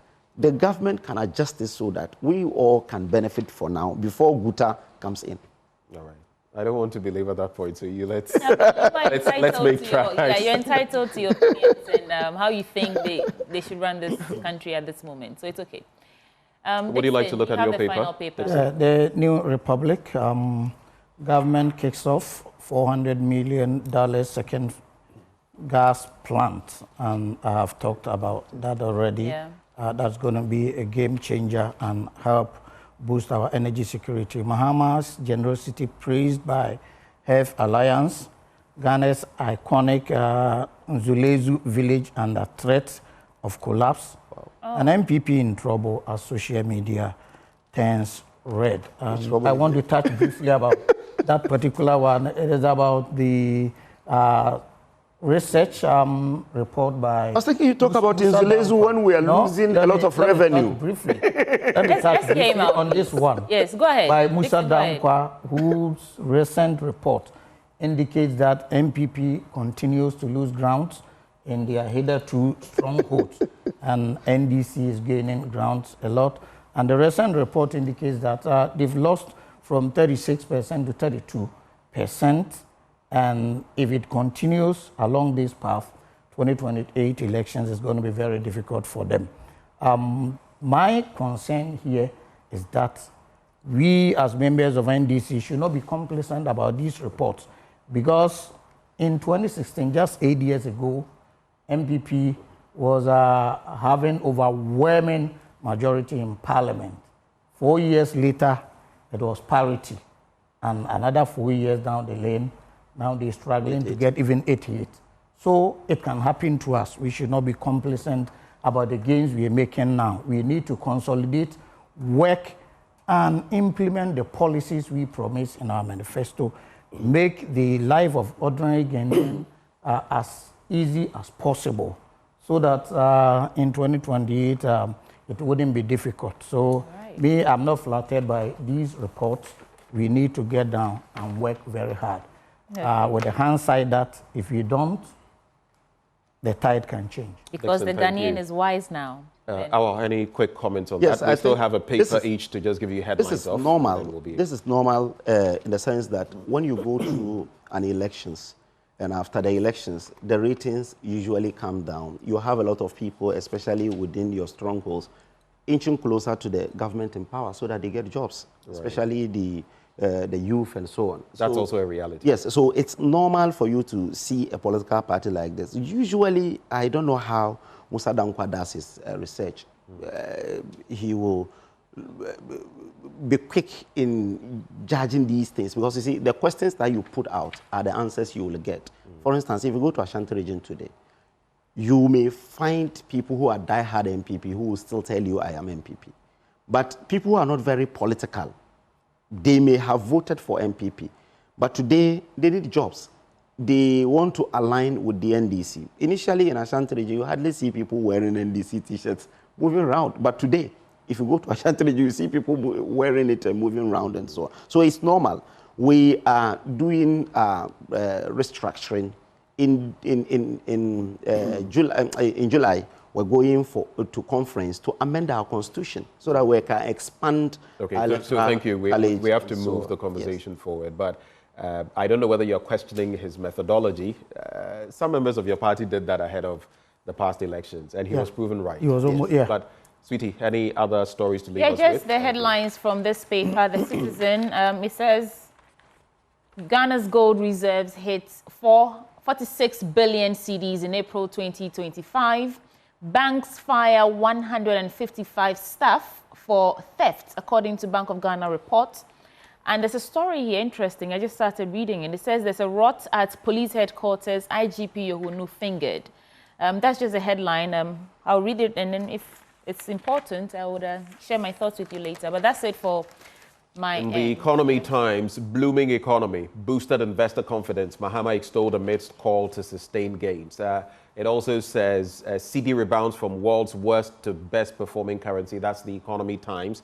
And then Ghana to lose out on oil revenue for 2025 as global forecast price falls below $65 per barrel. Let me celebrate a few people very quickly this morning. Happy birthday to the CEO of Fitness for Life, Dansoman Tunga Children's Park, Abu. May God continue to bless you abundantly and grant you many more fruitful years ahead. With love from your family and all the Fitness for Life members, we celebrate you and appreciate all you do. We love you. So, Abu, we celebrate you on this special day. I'd also like to celebrate Alice Erekwa Amofa. Alice Erekwa Amofa. Today happens to be your birthday. You're doing a wonderful job with your little one who is fast growing. May God richly bless you for all that you do. And so those are the ones we're celebrating today. I don't know whether you have one that is belated. Belated happy birthday to Mary Ada of Ghana Integrity Initiative. Happy belated birthday, or belated happy birthday, madam. We appreciate you and we wish you the very best in this new chapter. I came in actually through James yesterday, but I missed it. Happy birthday, madam. That's it from my end as well. And I think that's how we're wrapping up the news review segment. And those who joined us for this conversation, Awal Mohammed, he's from the NPP Communication Directorate, and Dixon Chredria is Member of Parliament for Brekum West. Gentlemen, thank you for joining us this morning. It's a borrowed seat. Second today, we'll serve you sports, and after that, our big stories and so many more coming your way on the AM show. We'll be right back. Who are you?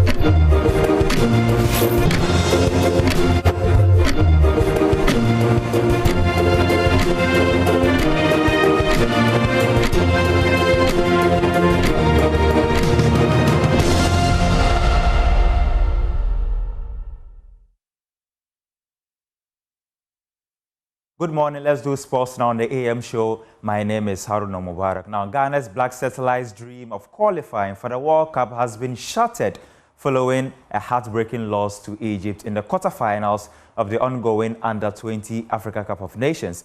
The match ended 2-2 after 120 minutes, but Ghana fell short in the penalty shootout, losing 5-4, which ended their hopes of progressing further in the tournament. Highlights for you.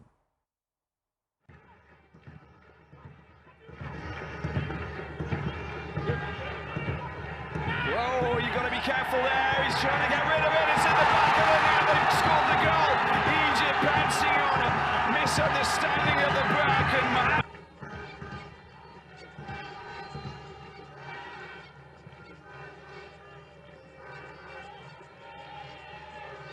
well, they have to get there first, otherwise it's going to be another goal. Second goal. How about that for Egypt? Sharif with the double. Well, what a super impact he's made. Before that's well played. Isa picks it up, tries to get past his man. Still going, long range shot coming in. It's not a bad one. Oh, the bangs! Look at that, Ghana get one back. Unbelievable. And Monet just doesn't know what happened there. The wind, the back satellites. Let's have a look at this again. Puts it on that left foot. Still with a bit of space, look at the angle and look at that. Oh my word. She's done, she's coming back onto the pitch. Penalty or no penalty. Big moment in the game this is. Penalty it is, and Ghana will go to the penalty spot. It is. For this man, Sullivan fires it in. And there's the equaliser for Ghana. Black Satellites survive for the moment. Perfectly taken. Into the corner to read out Delmonade. And he's...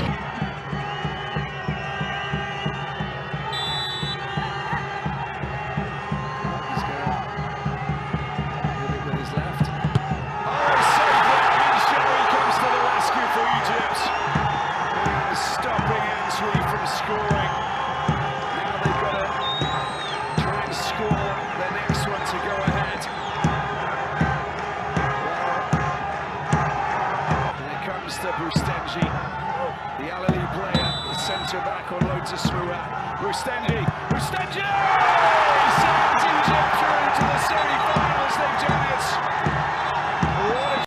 It's now 10 years since the Black Satellites played at the World Cup at the under-20 level, of course. Now, elsewhere, Nigeria defeated Senegal on penalties to reach the semi-finals of the competition. Morocco, they also defeated Sierra Leone in extra time to book their place in the last four. South Africa also through with victory over DR Congo. His left foot. Keeper knows he has to stay on his line. Oh, and it's a poor penalty. Poor penalty. Dorival with his head in his hands. As well it might be.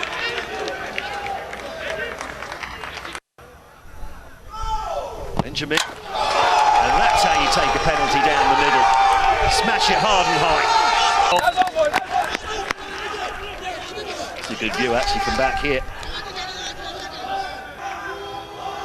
Diuk, puff of the cheeks, runs up, sends the keeper the wrong way. That's much better for Senegal.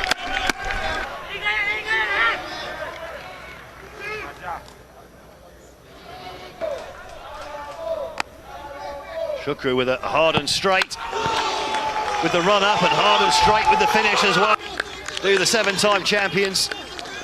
Keeper went. Fire. Deliberate run up. Oh, and it's another poor penalty straight at the keeper. Their next spot kick, they will have 1 foot in the semi-finals once again. Here's a Yuma now. What can he do from the penalty spot? Nonchalance from the midfield. Whoever steps up next for Senegal now must score, or Nigeria will.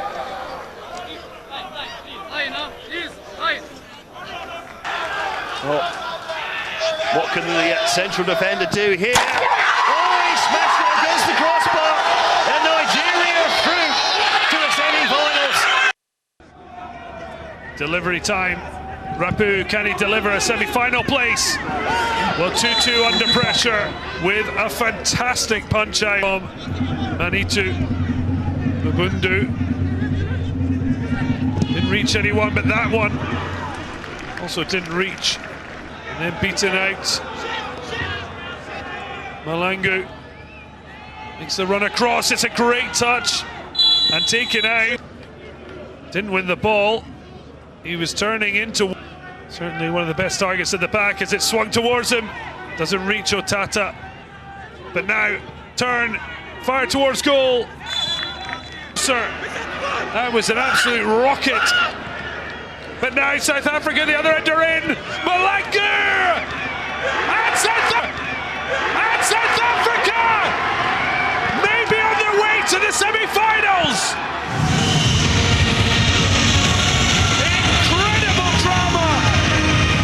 At the Suez Canal Stadium. DR Congo wanted a penalty at one end. They then saw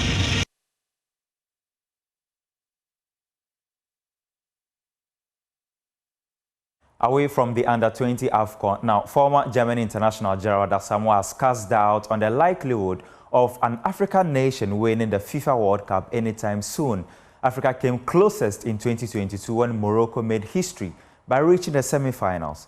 Asamoah, who was born in Ghana but represented Germany during his career, cited internal issues as a major barrier to success on the global stage. I think this is a dream for us to see an African team win the World Cup. I think I'll do everything to see. I want to see this before I leave this earth. But I think it will be amazing seeing. But I think it's not going to be easy. Let's talk about yet the next World Cup. Let me be honest with you. I hope Ghana make it because it seems like it's going one way. But let's look to the teams. I think it's about the teamwork, and this is a problem where we Africans sometimes have. We have always some issues in the teams. Who is bigger than this? But going to the OPL teams, being a German, there was nothing bigger. We have an aim. We want to win this cup, and we went for it. And I've never been. But what I see from outside is like, I'm not talking about jealousy. It's like we need to try to be a team, because Morocco showed it, because Morocco was a team. You saw how they improved, how they were reacting, and to come back to your question, I think it would take a bit to see an Africa team winning a World Cup, because maybe the World Cup need to be around us here. Again? Maybe you saw how when Morocco co-hosts it, together with Portugal and for example, and Spain. It will help us really about the weather, everything. Maybe it helps out because we are used to the weather. But if you ask me now, I can't even see a team now who I say, okay, they will be the team who could win the World Cup. Now we are talking about Morocco. No, it will be hard. It will be hard just to say, okay, yes, let me say the next 10 years, one African team is going to win. I wish it will happen, but I think it will be hard. Maybe the coast and what you said about Portugal and Morocco, maybe this will be a chance for us to get the Africa team to get over and to semi-final. We nearly did it in South Africa, semi-final Ghana, and who knows. Now, the National Paralympic Committee has held discussions with the National Sports Authority as they seek support ahead of the upcoming Para-Power Sports Festival, scheduled for November this year. Now, Joy Sports' Kwame Benaya has more in this report. The meeting, which was held at the NSA headquarters at the Accra Sports Stadium, was aimed at congratulating Mr. Ankra on his recent appointment and seeking the authority's support ahead of the upcoming Para-Power Sports Festival scheduled for November. President of the National Paralympic Committee revealed plans to host the first ever Open Para-Power Sports Festival in Ghana later this year. According to him, the event is intended to offer African para-athletes a platform to compete both locally and internationally. We have come through as a head of the region. We have realized that they do not organize same within the region, the regional body, the Western, the Central, and somehow the East. So we felt that we should set a pace and standard, organize a first Open Para Sports Festival. But we have a very big challenge in the region, which is called classification. And classification is the reason why a lot of the federations that we find in Ghana are not able to continue doing the sports because they do not have the needed funds, which is the cancer of our sports, to sponsor athletes to travel abroad and get athletes classified, and for that matter be able to be identified as such to compete in that category of sports. We are organizing the first ever open classification that will give chance to our African people. It is not games at church, it is a para sports and classification championship, meaning we are doing the classification and adding, including events to it. He appealed for the NAC's support in terms of facilities and logistics, particularly the use of venues such as the Botiman and the University of Ghana Sports Stadium. We will gracefully need your office and your support because your facility, your human resource are going to be needed. We shall need Botiman and we shall need Legon as well. We have already started engaging many of the African and world powerhouse in parasports, where what we are looking at is that we want the diplomatic embassies here in the country to sponsor us with at least one classifier from their country. We want you to give us a special dispensation, a special attention, where our letters, where our requests can be given that speed. In response, NSA Director General Yawan Pofwankra expressed full support for the initiative. Congratulations on the games that will be coming up. Full support from the National Sports Authority, our facilities, our expertise, our networks, whatever it is. Institutional memory is there for, the president and his men to tap into. And I know he's going to increase the team because he would have to strengthen a strong team and make it even stronger. So that offers opportunities for others to also come on board and to learn. Today should be a milestone because in some months or years to come, we'll go back and say, yes, when he came here, he gave a very inspirational talk, and he's not only, lived it, but he's walked.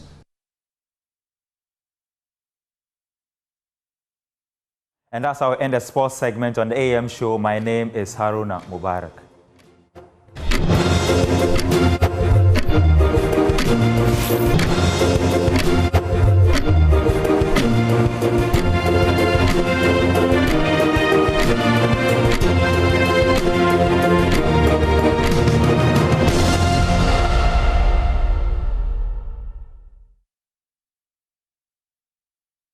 Live from Kokomimle, you're watching the AM show on the Joy News channel. And now let's bring you a feature series, Crumbling Starts. At Kupeliga Basic School, children do not just learn, they suffer for it.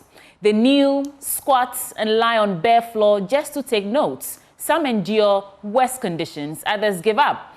And they head for Galamsey sites. In a Crumbling Start, Emmanuel Jivenu reports on a school losing its fight to keep children in the class. Here's that story. The common way of preserving our It's just past 8 a.m. here at the Kupelga DA Basic School in the Talensi district of the Upper East region. GHS1 pupils are learning about food preservation, but there is little preservation of dignity here. So when you are keeping the food, you shouldn't let it change. They wear white uniforms, but that will not stay white for long. Some children are sprawled across the bare cement floor, legs stretched out, using their thighs as makeshift desk. Others, like Blessing Doc, spreads a cloth before sitting. She says her parents cannot afford to buy a chair for her either. We don't have chairs, that's why we are sitting in the floor like that. As we ourselves, our mothers cannot buy chairs for us because they use the money to buy some things for us so that when they get money, they can buy chairs for us. We are not happy at all. Because we are using our white uniform to sit on the floor. It's not good for us to sit on the floor. I told you that consumption means what?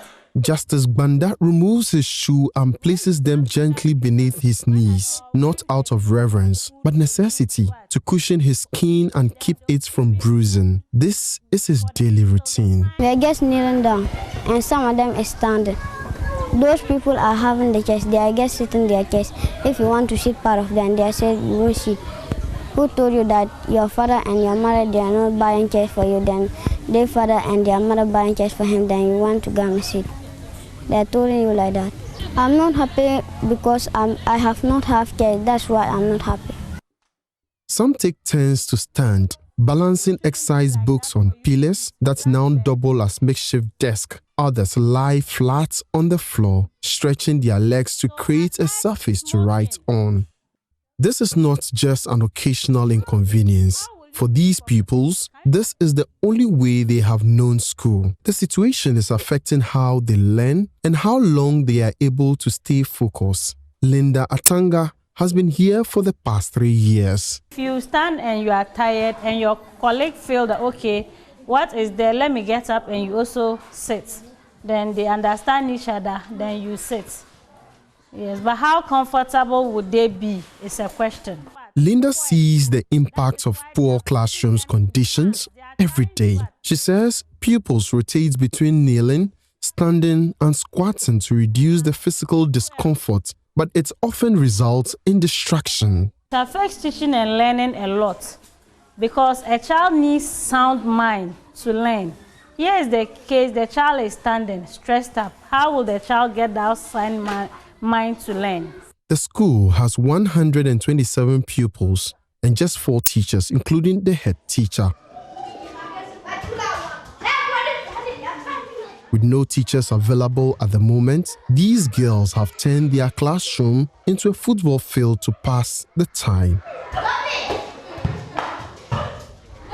One entire block was destroyed by a rainstorm and has never been restored. Blessing wants to be a nurse someday, but even she knows it's difficult to achieve that dream when classes are constantly interrupted by poor infrastructure. Our school is almost 25 years old. When you are coming to school, you will not be happy because you are coming to use your white uniform to sit on the floor. We have so many challenges in the school. One is our stretcher. When you look at our stretcher, it's old and there are so many cracks on it. The head teacher, Joseph Ayonka, travels every day from Bolgatanga to Talensi, spending 35 to 40 cedis on fuel daily because there's no decent teacher accommodation on the school compound. Every morning I have to travel all the way from Bolga Municipal to Bolga East to Nabdam district before I get to Talensi. I use not less than 1 hour to Kulpelga Junior High on daily basis. And my fuel alone is about 35 to 40 cedis a day. Yeah, so you can see how it is. And those who stay here, the accommodation situation is also bad. The SMC believes that if there are teachers in the school without accommodation, they cannot be comfortable. So if teachers are posted and they get a comfortable place to sleep, sure, they'll stay back. Currently, I have only 3 teachers in the school, and we have 9 subjects, which poses a lot of challenges for us. There are different kinds of plants. Since I was posted here, I think the first year, I came and met 6 teachers plus myself. So far, 3 are on release from the districts to other regions and districts. But we haven't gotten any replacement because we have reported this case to Director of Education. I think on 2 occasions she was here. We discussed with her. We told her about the lack of teacher issues in the school, but we haven't yet gotten any solution to it yet. Despite these conditions, some teachers continue to stay and teach out of commitment, but without urgent support, the school may continue to lose pupils to dropout and child labor. If I come to school and I'm not comfortable, why the need come to school? And you know, here is a mining community. If the child sees that coming to school gives me more stress, why not go in and do my mining and get money? So at the end, some end up becoming school dropout because what I want, my parents cannot afford. If not, they wouldn't have found themselves in this situation. So some of them, I don't see their future being bright like that. I'll call on the Director General to be candid enough to hear our plea and send teachers to Kulpelga Junior High School. We also need the teachers. We need to compete with other schools.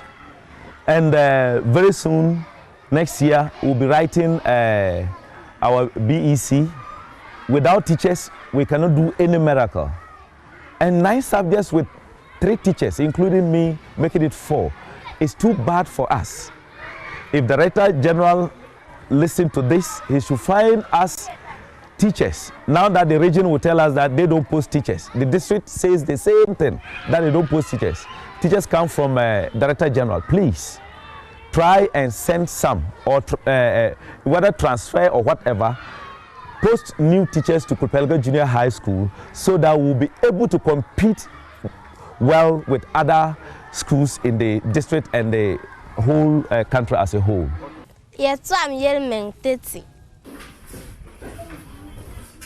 These children are eager to learn. They show up each day, but until basic needs like desk, teachers, and shelters are addressed, these children will keep fighting an uphill battle before they even get a chance to write their first external exams, BECE. Emmanuel Jivenu, Joy News, Kupolga, Talensi District, Upper East Region.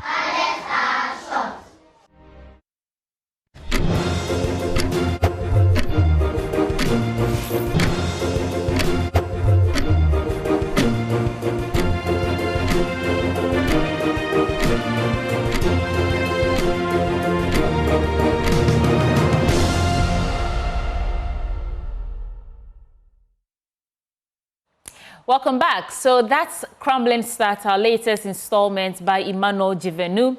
And a gentle reminder that the AM show is sponsored by Waylead Properties, providing quality housing at affordable costs with flexible payment option. But let me also ask, if you're looking for a home in a prime location, then Leicester's Home has got you covered. Our properties in Tema Community 26, just behind the Palace Mall, offer a serene atmosphere, easy access to transportation routes, and social amenities. Off-plan prices start at $35,000.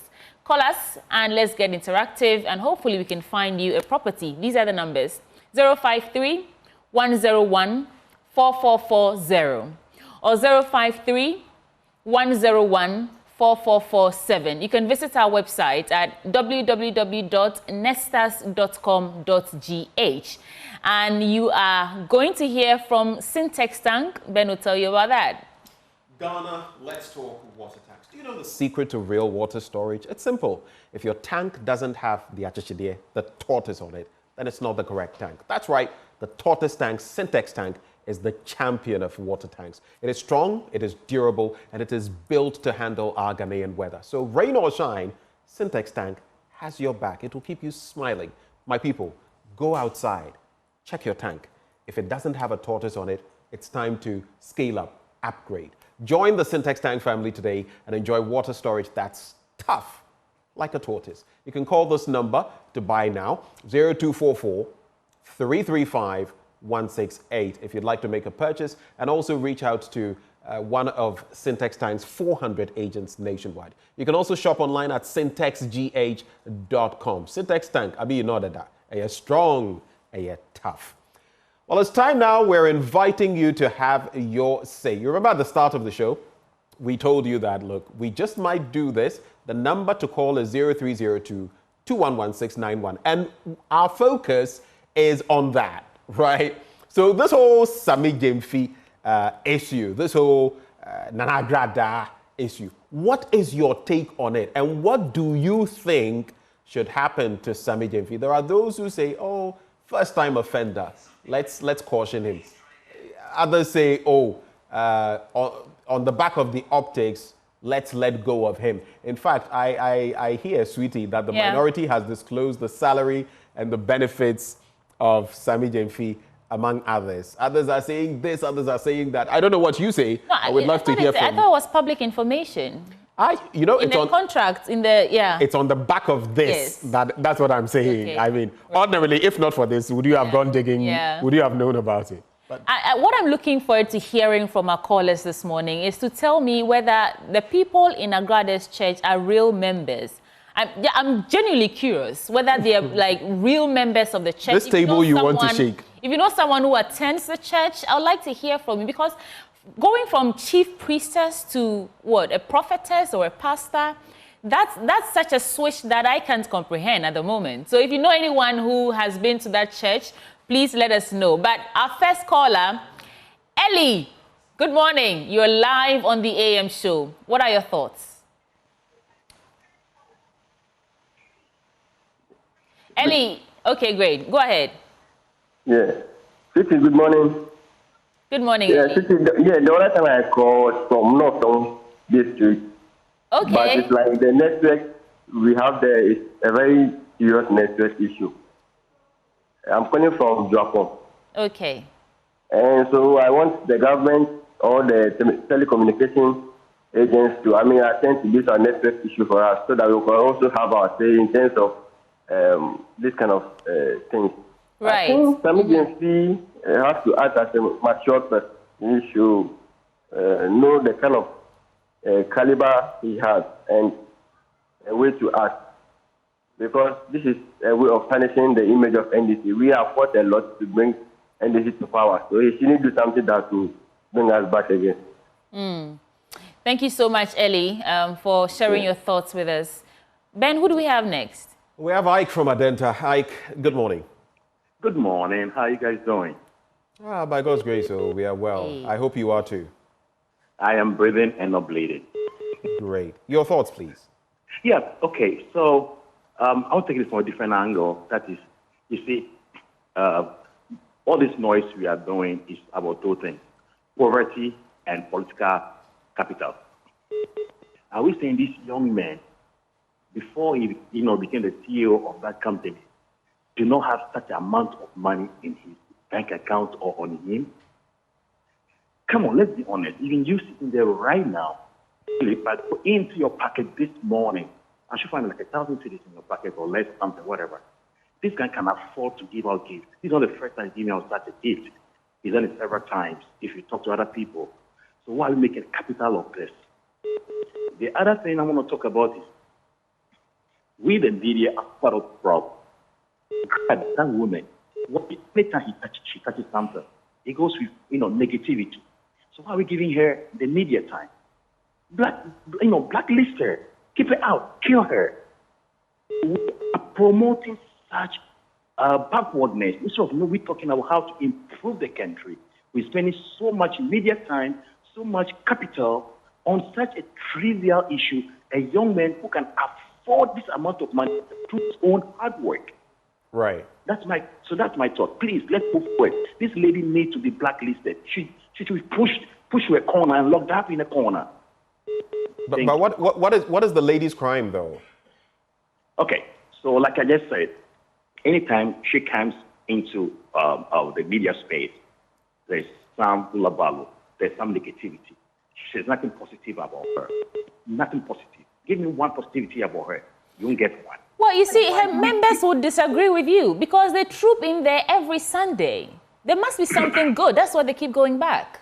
Yeah, they're going back there because she has power, like just giving her, the airtime. Somebody want to go in there and see who she is. All right. She's a good manipulator, and she'll manipulate you. So All right. we're helping her build her church. That's what we're just doing right now. Somebody's going to walk in this Sunday, just go take this issue to see who she is. Ike, thank you so much for your thoughts. We want to give the opportunity to others to also share their thoughts. We're grateful. We have Julius from Dansoman joining the conversation, sweetie. Hi, Julius. Good morning. Go straight to the point. Share your thoughts with us. Sure. Good morning. This is an unfortunate situation for Sami Gyamfi. But then, I wish it were to be an MPP person some few years back. How Sami Gyamfi is going to last the person. $800 for Sami Gyamfi is nothing. It's nothing. We shouldn't make so much case out of it. But then, for the sake of politics, for the sake of lament the stuff he did to the opposition as at that time, I think his party members, his party leadership, at least a 1 year suspension, something. I know after 1 year they can give another position, but as a scapegoat to others. Thank you. Thank you for sharing those thoughts there. The lines are still active. You can call 0302-211-691. We have Isahaku in Bole joining the conversation now. Isahaku. Yeah, good morning, brother. Good morning, sir. What are your thoughts? In fact, I'm totally disappointed with that gentleman. He has disappointed our brother John Mahama. For me, for him to show leadership, he should sack him. He should sack him today to show that he's in charge. People are looking for money to do other things better. You are there sharing money to a witchcraft or a devil woman, I don't know. So he should wake up. He should just sack him and bring somebody inside. What kind of disgrace is that? People are looking for, even people cannot get 3 square meters. You have got, imagine spending, the most worst thing is that, how do you spend dollars when we are all spending cedis? How do you spend dollars when we are spending cedis? Are you telling them that you have taken the money, or you have stolen the money already? So please, I've got to show that he's in charge. He should act him. Thank you. I'm disappointed with him. All right. Isaku, Thank you, we are brother. grateful for your thoughts. Thank you for sharing them. The bit about witchcraft, though, I don't know whether you were referring to Mama Pat. Let's be careful about how we label people in that regard. Well, that takes us to Desmond now. Desmond, good morning. You're live. Talk to us. Yeah. For me, I'm disappointed with Sami Gyamfi because he could have given her CDs. Aside that, they could have avoided the cameras.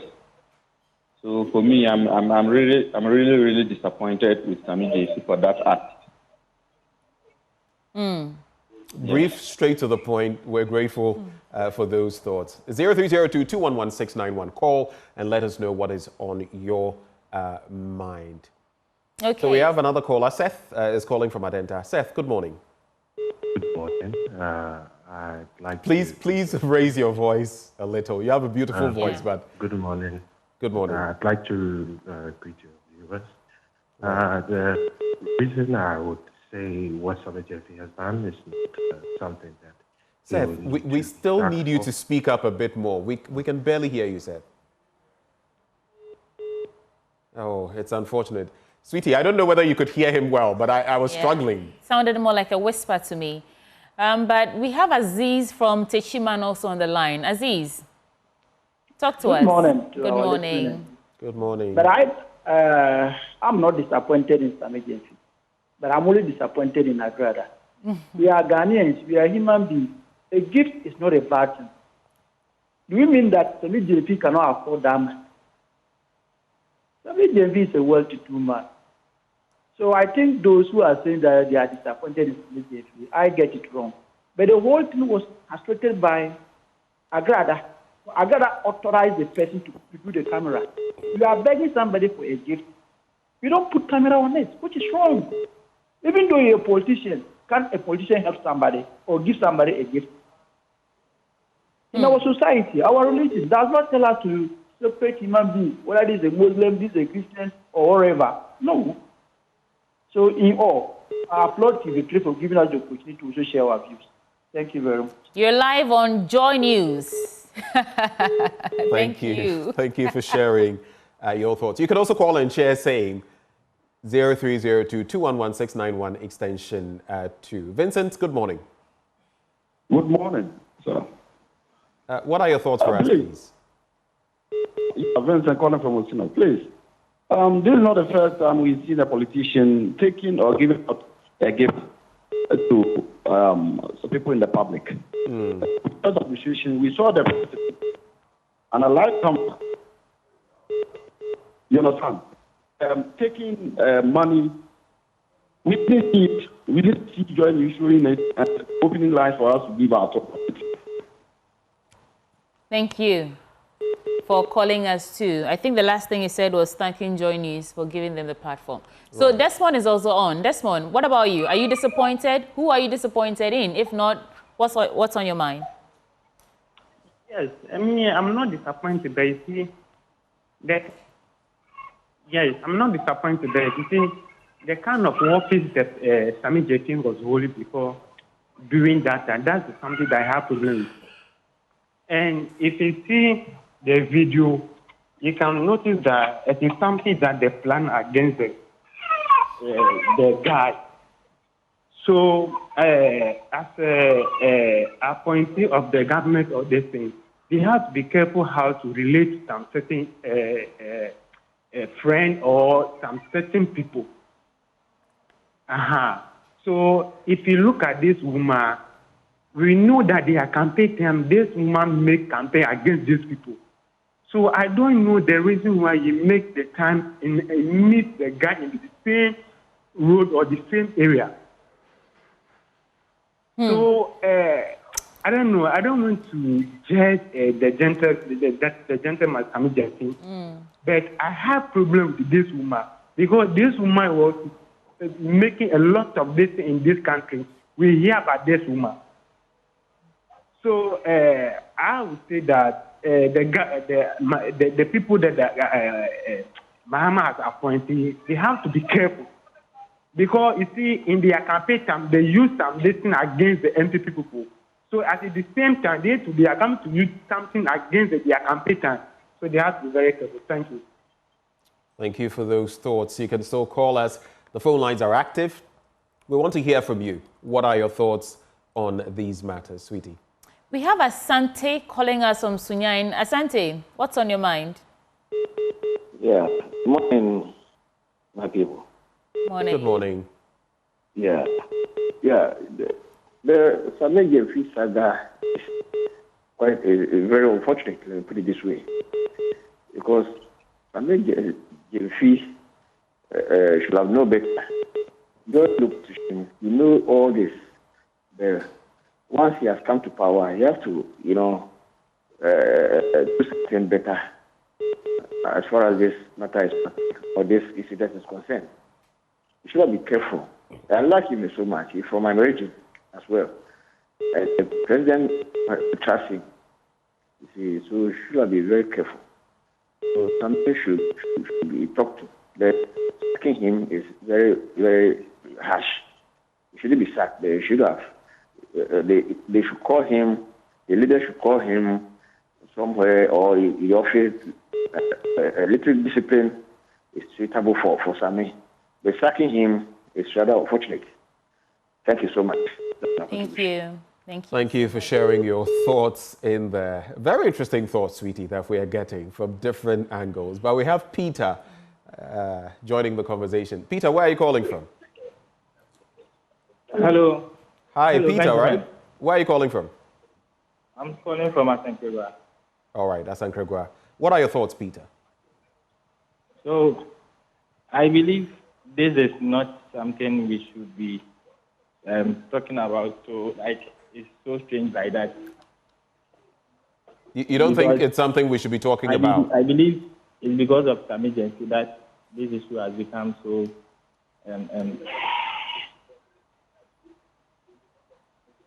It has become so topical. I think the goat in the background would have wanted to have a say as well. I heard that.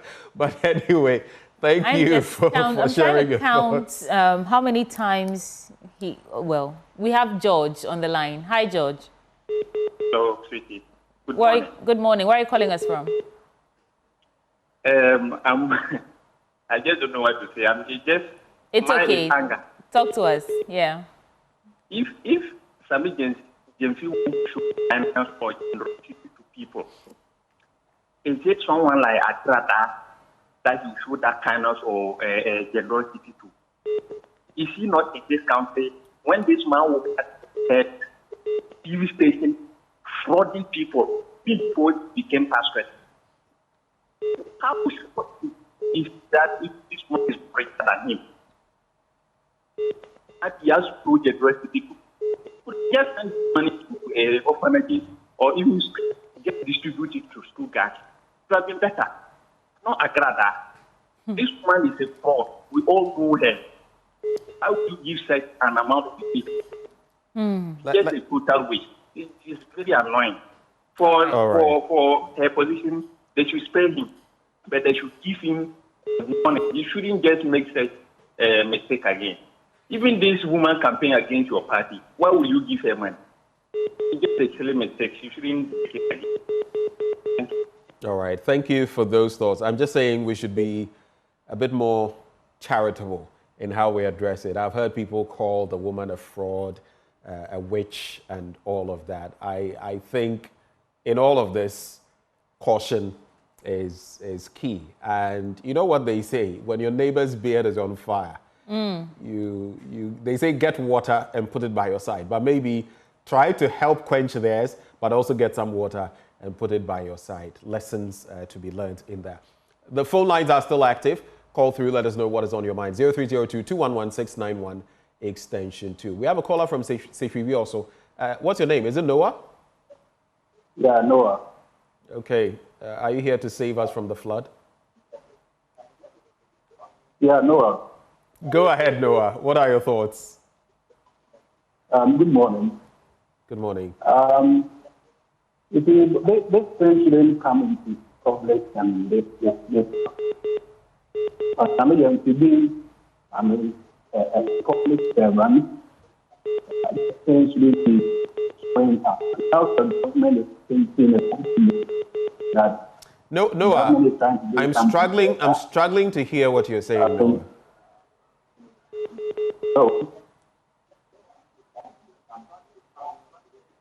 Now we've lost you completely.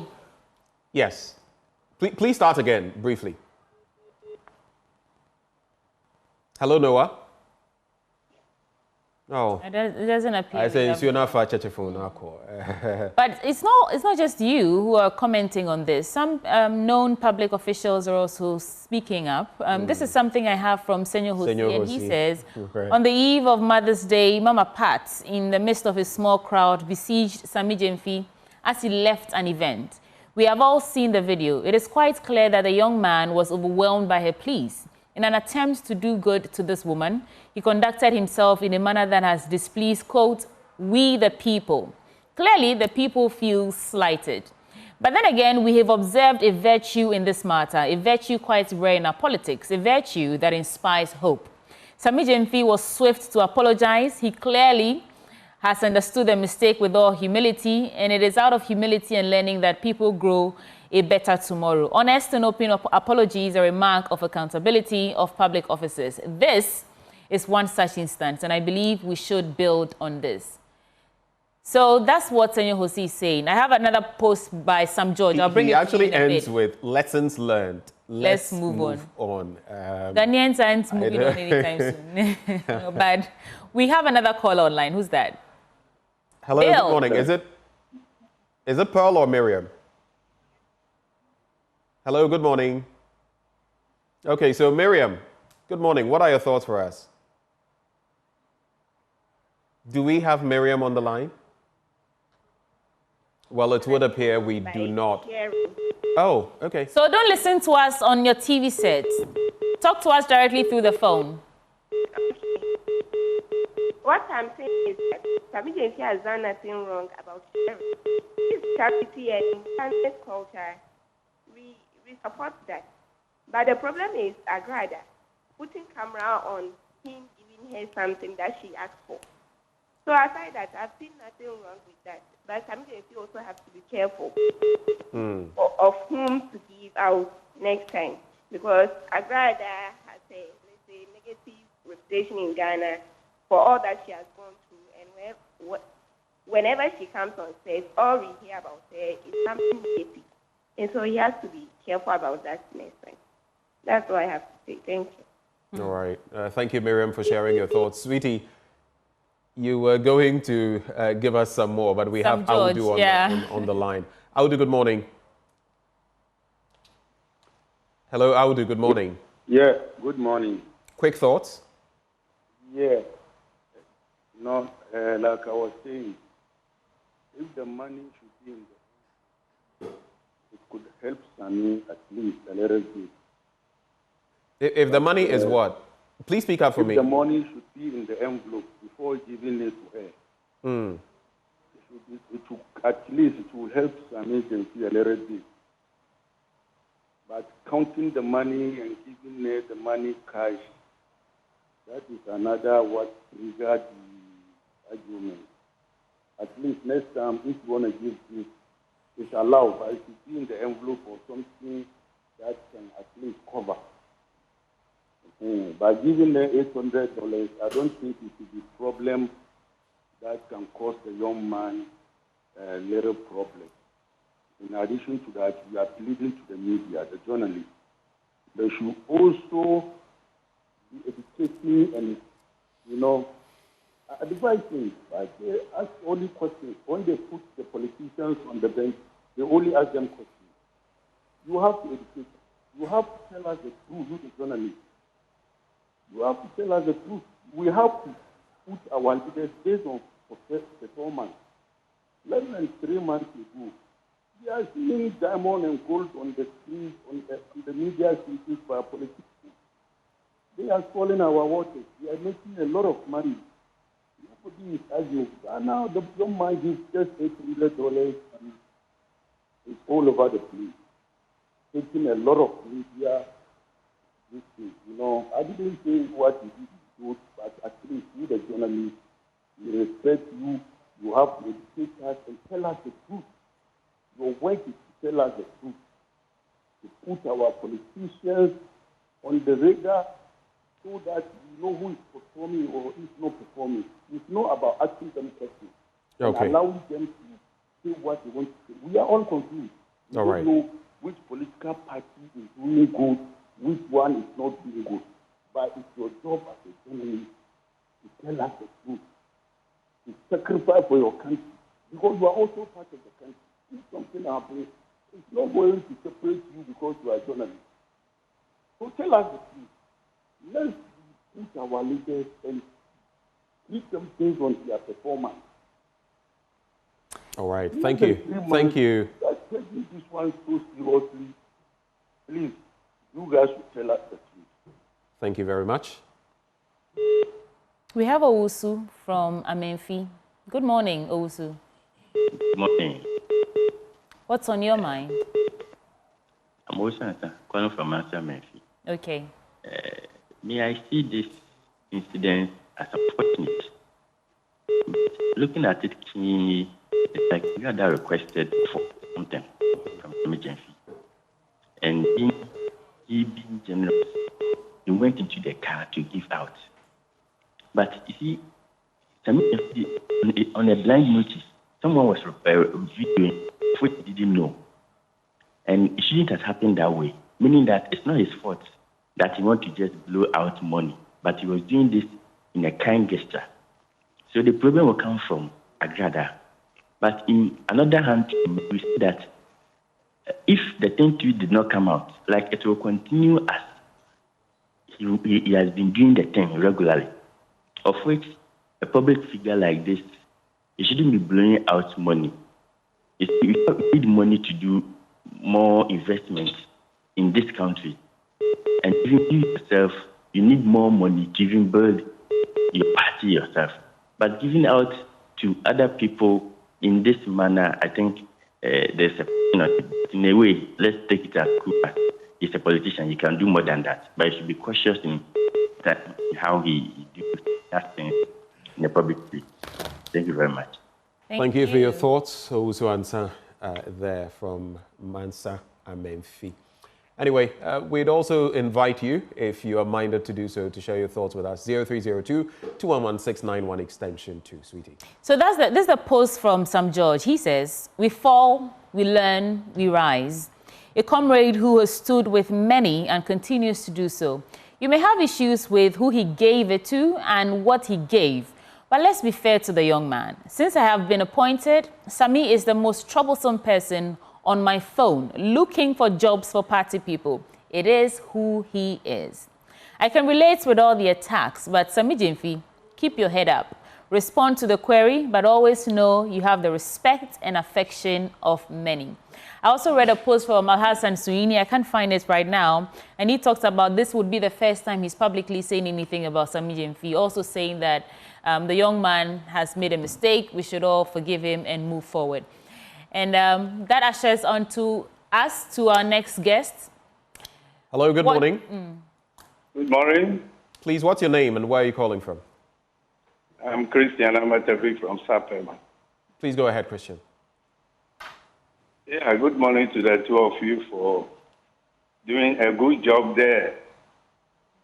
As we all know, gift giving is normal. It is accepted. But if you look at the way politicians give out money, I think a second look will have to be taken so that they channel the money into community projects, not giving money to individuals. I think that is where I have a problem. You see, the question I want to ask is, that very day, how much did Sami Gyamfi spend? Because Agradaa alone took that amount. I believe Sami Gyamfi went on to spend more money. So where is the money coming from? Even though he has worked for some time before joining politics, even being a communication officer for a major political party, he was being paid. But the way they spend their money leaves much to be desired. That is my advice to all of them. Let's spend Ghana's money on projects that will benefit majority of Ghanaians. Good morning. Good morning. Thank you for those thoughts there. Let's go to Adidoma now and speak to Bismarck. Good morning. Yeah, good morning. Share your thoughts. All right. So I've been listening to all the callers. What I am not getting, and I want to know that we have a problem with the person that Sammy Gyamfi has given the money to, or the denomination of the money, the dollar, or I don't know. I'm confused. Or is it the case that he's breaking a law or even the code of conduct? Bismarck, GVS here. Is there any part of the code of conduct that has been breached? That's what I want to know, because I didn't see anything really wrong with that. And I can see party folks are not happy because of the personality that Sammy has given the money to. And I will urge everyone, to remain happy, because the chief of staff already invited me. I don't know what conversation he had, but I think we should just relax. Let's relax. Right. Thank you. Right. Thank you, Bismarck, for sharing your thoughts with us. You can do same 0302-211-691 extension 2.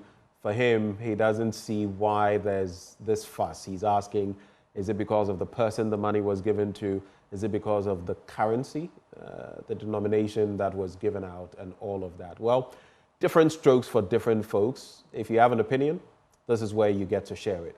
Call those numbers and let's know what's on your mind. Well, since we are sharing our opinion, here's mine. I think that ordinarily this wouldn't be a problem. But because we've had Sami Gyamfi flogging the same horse when it was, when he was in opposition, and because of the nature of the person in question and how it was all brandished and the big words that Sami Gyamfi used to use to describe Cecilia Dape's case and all that, that's why there's so much arguments and opinions pouring in. But I also think that there's a big difference between, I hear we have Senor Hosi on the line with us right now. Of course, he's with the One Ghana movement. Senor, good morning. Man, but I'm not speaking as a One Ghana. Hello, Senor Hosi. Could you speak up for us, please? Yeah. Good morning. Can you hear me? I can hear you now. In fact, we are listening to you. Yeah, just to contextualize our discussion, I'm not speaking on behalf of the One Ghana movement in this instance. You are speaking as Senor Hosi. In my person, very well. All right. Sweetie Abochi just read what you put out there in respect of Sami Gyamfi. Would you like to elaborate on it? What really caught my attention in this entire debate is the conduct of public service accountability. We have rarely seen our politicians own up to their mistakes and even apologize to us. What we saw from Sami Gyamfi is something that I think we must commend and encourage. When you do wrong, and that's not to say that you don't face the consequences of anything you make, but once our public officials can identify and connect with their failings towards us, the people who entrust them with the powers that they have. And these powers are not just in the exercise of their actual public service mandate, but in their own personal conduct. If they can find accountability to us, that is definitely a big step in our progress and development of good governance. And it's something that caught my attention, for which I actually submitted that. Following that, there's been all kinds of feedback, which I think is worth having a conversation. Don't you find anything technically wrong with it? Look, I find everything inappropriate with what he did. But technically, I find no basis to really say he did anything wrong. And I explain. It's not wrong for anybody to give to anybody money. We do that every day. It's not wrong for you to possess dollars. Practically almost everybody I think I'm talking to right now may have a dollar or two somewhere, or has held dollars at some point in his life. All right? But there's a legitimate concern. What's the quantum? $800, $2,000, whatever it is. How did Sami Gyamfi just get money? Who is Sami Gyamfi? When did he even start working? Yes, he's a 37-year-old young man. But if you don't know people's story, be patient. I think it's fair to ask, but don't assume graft. Sami Gyamfi, I would agree with anybody, was an economic nobody at the end of 2016 when his government left. But since then, the young man has built his life. I know where Sami lives. He lives in my neighborhood. I know the assets, some of the assets he's been able to acquire. Senor, let me interject at this point. Hold on, let me finish. Yeah, wrap it up for us. And I'm wrapping up. And I know the assets he's acquired. While in opposition, he's worked as a senior executive of Ghana's largest contract mining company. All right, respectfully, for somebody who was already living an affluent life before his appointment, I don't find it unreasonable for him to possess that quantum of US dollars. I may say that because you're a public official, you shouldn't be doing that and flaunting that. The Iranian president recently said that in terms of economic difficulty in any country, lavishness by public officials, even when it is with their own private resources, is indefensible. And to that extent, I agree that what he did was inappropriate. But let's not push the boundaries. He's apologized. He's realized what he did was wrong, was inappropriate. But don't assume he actually stole your money to do it. That is dishonest. Okay. I just have a follow-up question for you. Looking at the timelines or the timing of this, we just finished assessing President Mahama's 120-day social contract, and then there's the launch of the new Code of Conduct for Public Officials that talks about opulence and all that. Do you think this warrants a statement of a sort from the president because it's a test of his commitment to what he says or how he says his public officials should conduct themselves in public? There's no begging that point. It's a statement of fact. You don't issue a code of conduct and it's prior to even the code of conduct. The president had said these things are different for us. You cannot speak poetry and act prose. So yes, the presidency must definitely, looking at the public uproar, have a position on the matter. But in all honesty, I do not find this so grievous that somebody doing this on the eve of Mother's Day for another woman should accrue to him the optimum punishment. But some kind of sign to let everybody know any kind of opulence, no matter the meekness and the good intent of it, is not welcome in my government. It's understandable. And the president would have a reason to actually not sit aloof.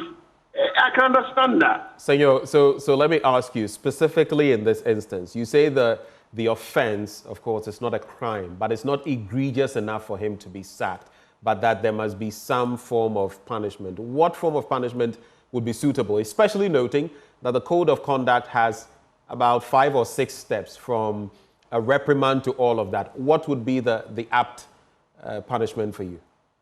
Okay, so let me get this out of the way to one. I am not conversant with the Code of Conduct. I speak as a corporate executive. When I give directives, I expect my people to follow its letter. And there definitely will be actions when you breach them. Because the culture that is driven in an organization is driven by what is rewarded and what is punished. So if there are these options, I expect a reprimand. I would actually suspend him a month or 2 of his salary if I were the one who was president. All right? Sammy didn't intend to do it this way, but I can't accept this. All right? And this must be an example for everybody. But the guy dashing somebody this amount of money for somebody who obviously had wealth enough for this prior to his appointment, I mean, and sacking for it, I think it's just a bit overboard. But taking some action, yes, I agree. If he does it again, I will expect him to be dealt with. I will. Right. Senor Osi, unless, sweetie, you have anything No, else? thank you for joining us. It was great hearing from you. Thank you. A pleasure more than mine. And good morning to you all. Good morning. Let me just acknowledge this. It may skip my mind. Someone sends this, Raymond Abiu. He says, please allow for WhatsApp calls for programs of this nature to allow those of us watching from the diaspora to call in. I guess that's something that our technical team would also look at. I guess the cost of calling, so you're saying WhatsApp calls, will take a look at that. So the phone lines are still active, 0302-211-691 extension 2. You can still call in and share your thoughts. Is it Jalula or Jarura? Jawura. I like the way you are specifying there. I'm sorry I butchered your name. My apologies. What are your thoughts for us? Hello? Hello? Do we still have you on the line? What are your thoughts for Yes, us? I'm on the line. Jawura is on the line. All right, Jawura, what are your thoughts, please? Jawura, can you hear me? Yeah, my thoughts are that, Hello? Yes, go ahead. Yes. Yes, I can hear you.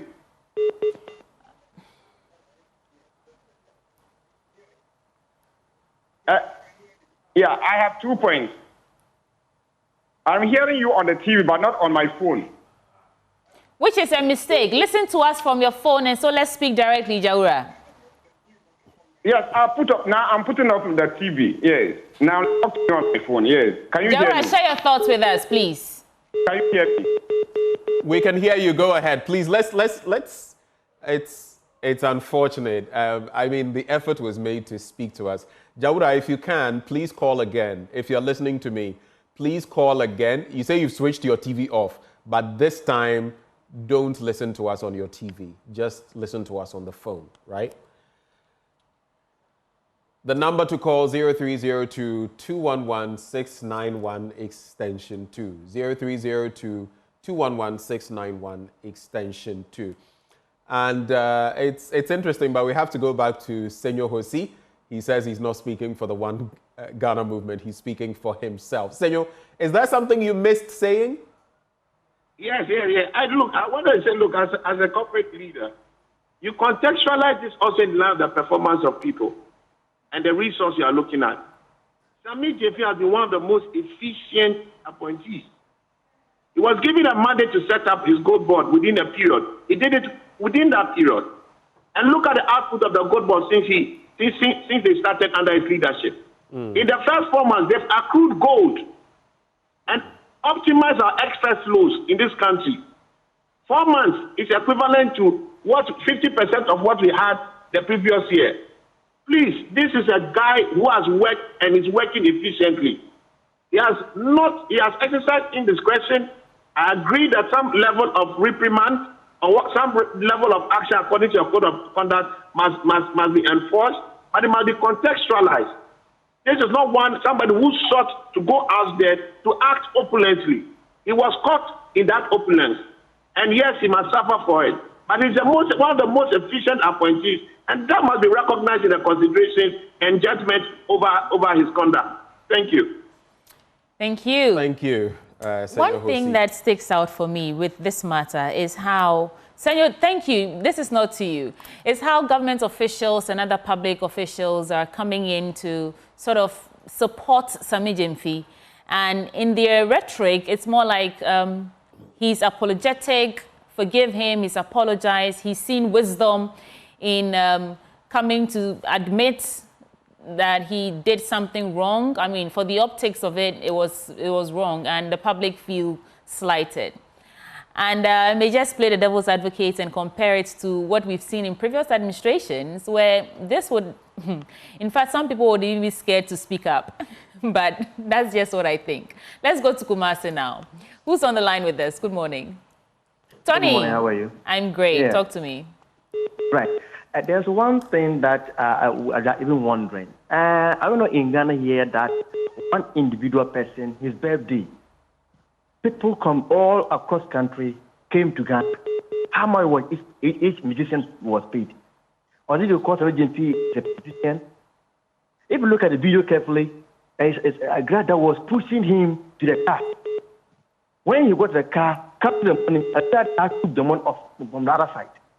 So, more to the point, when Agradaa was pushing him to the car, he was signaling the people to come and video. Look at it. Yeah. If you look at Sami Gyamfi, more to the point, when he was at KME, Kumasi back then, the way this guy was dash money to people that go to him, he's that kind of person from the onset. And look at what he has earned for himself during those days at engineers and finance engineers. Those days back. So how much is this money? And then all because of the politicians. So I'm just begging Ghanaians to just come. The people give money. MPs go to a constituency. The way they spend money there, even more than Sami Gyamfi. Those MPs, when they go to the house, people don't go there for school fees and other things. Even the count is countless. This was captured in the public domain. As someone who this just said that it was a Mother's Day. So let's assume that this Mother's Day does it call for any category or even punishment.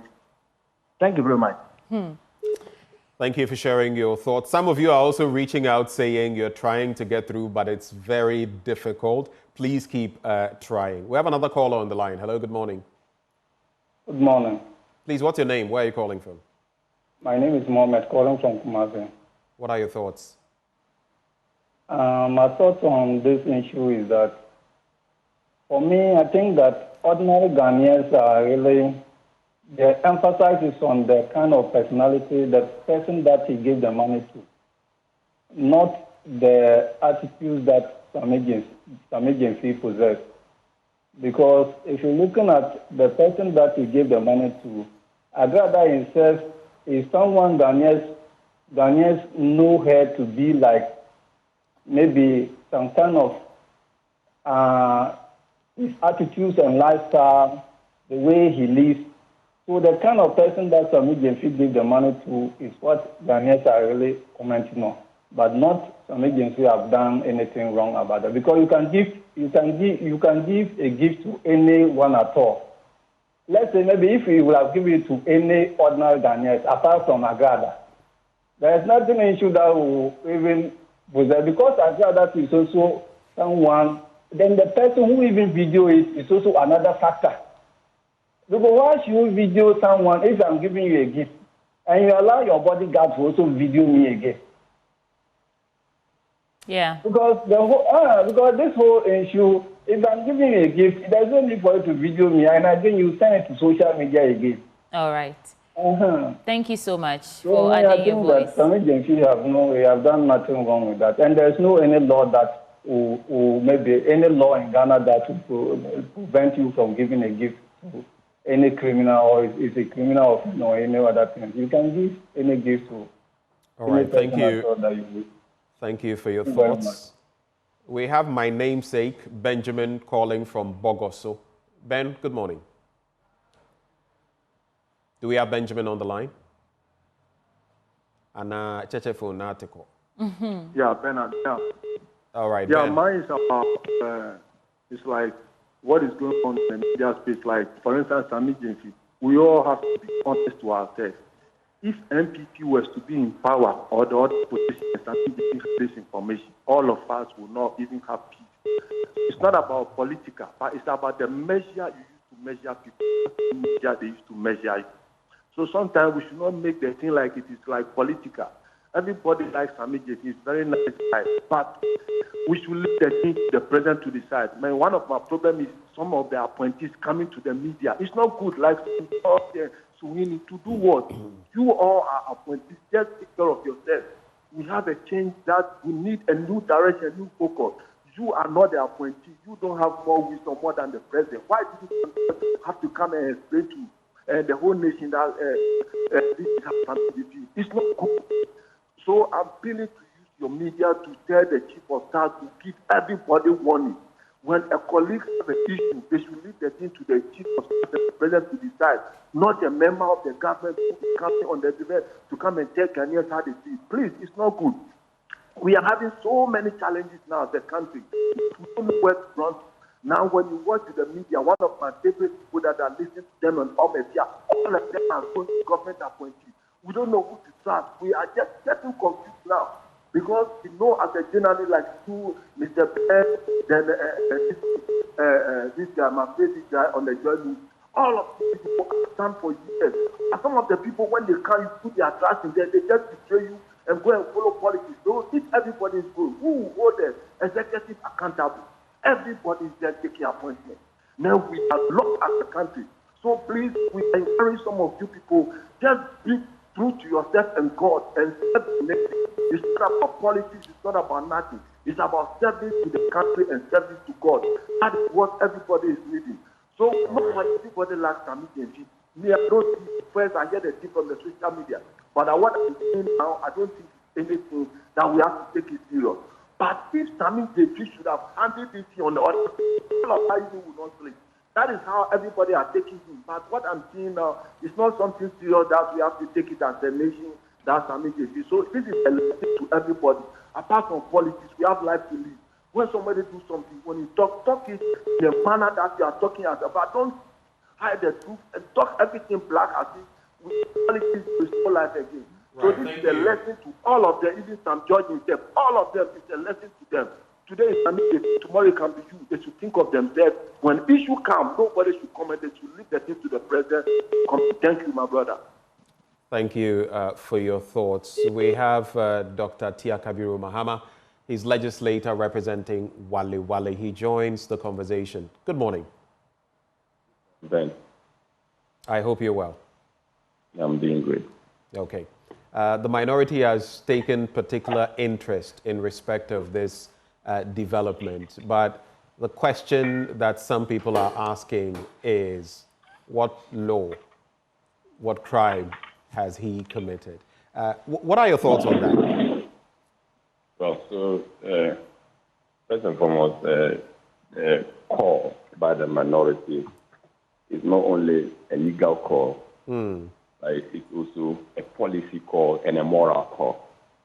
First, with a policy call, the president launched and made him known to the good people of Ghana that he was introducing a code of conduct to guide appointees, which, among other things, will frown upon opulence and lifestyle that brings to disrepute public officers.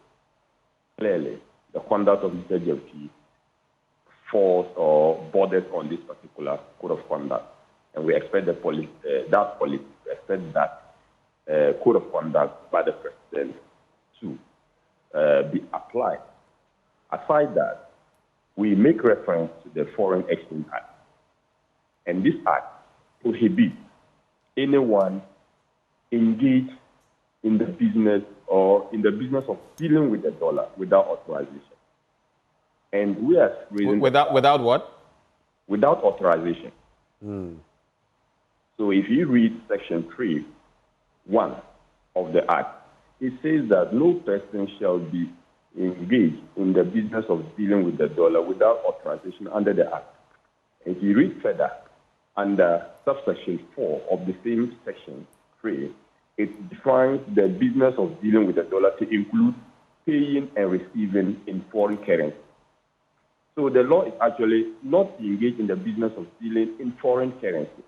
And it defines foreign currency, the business of dealing in foreign currency to include paying and receiving in foreign currency.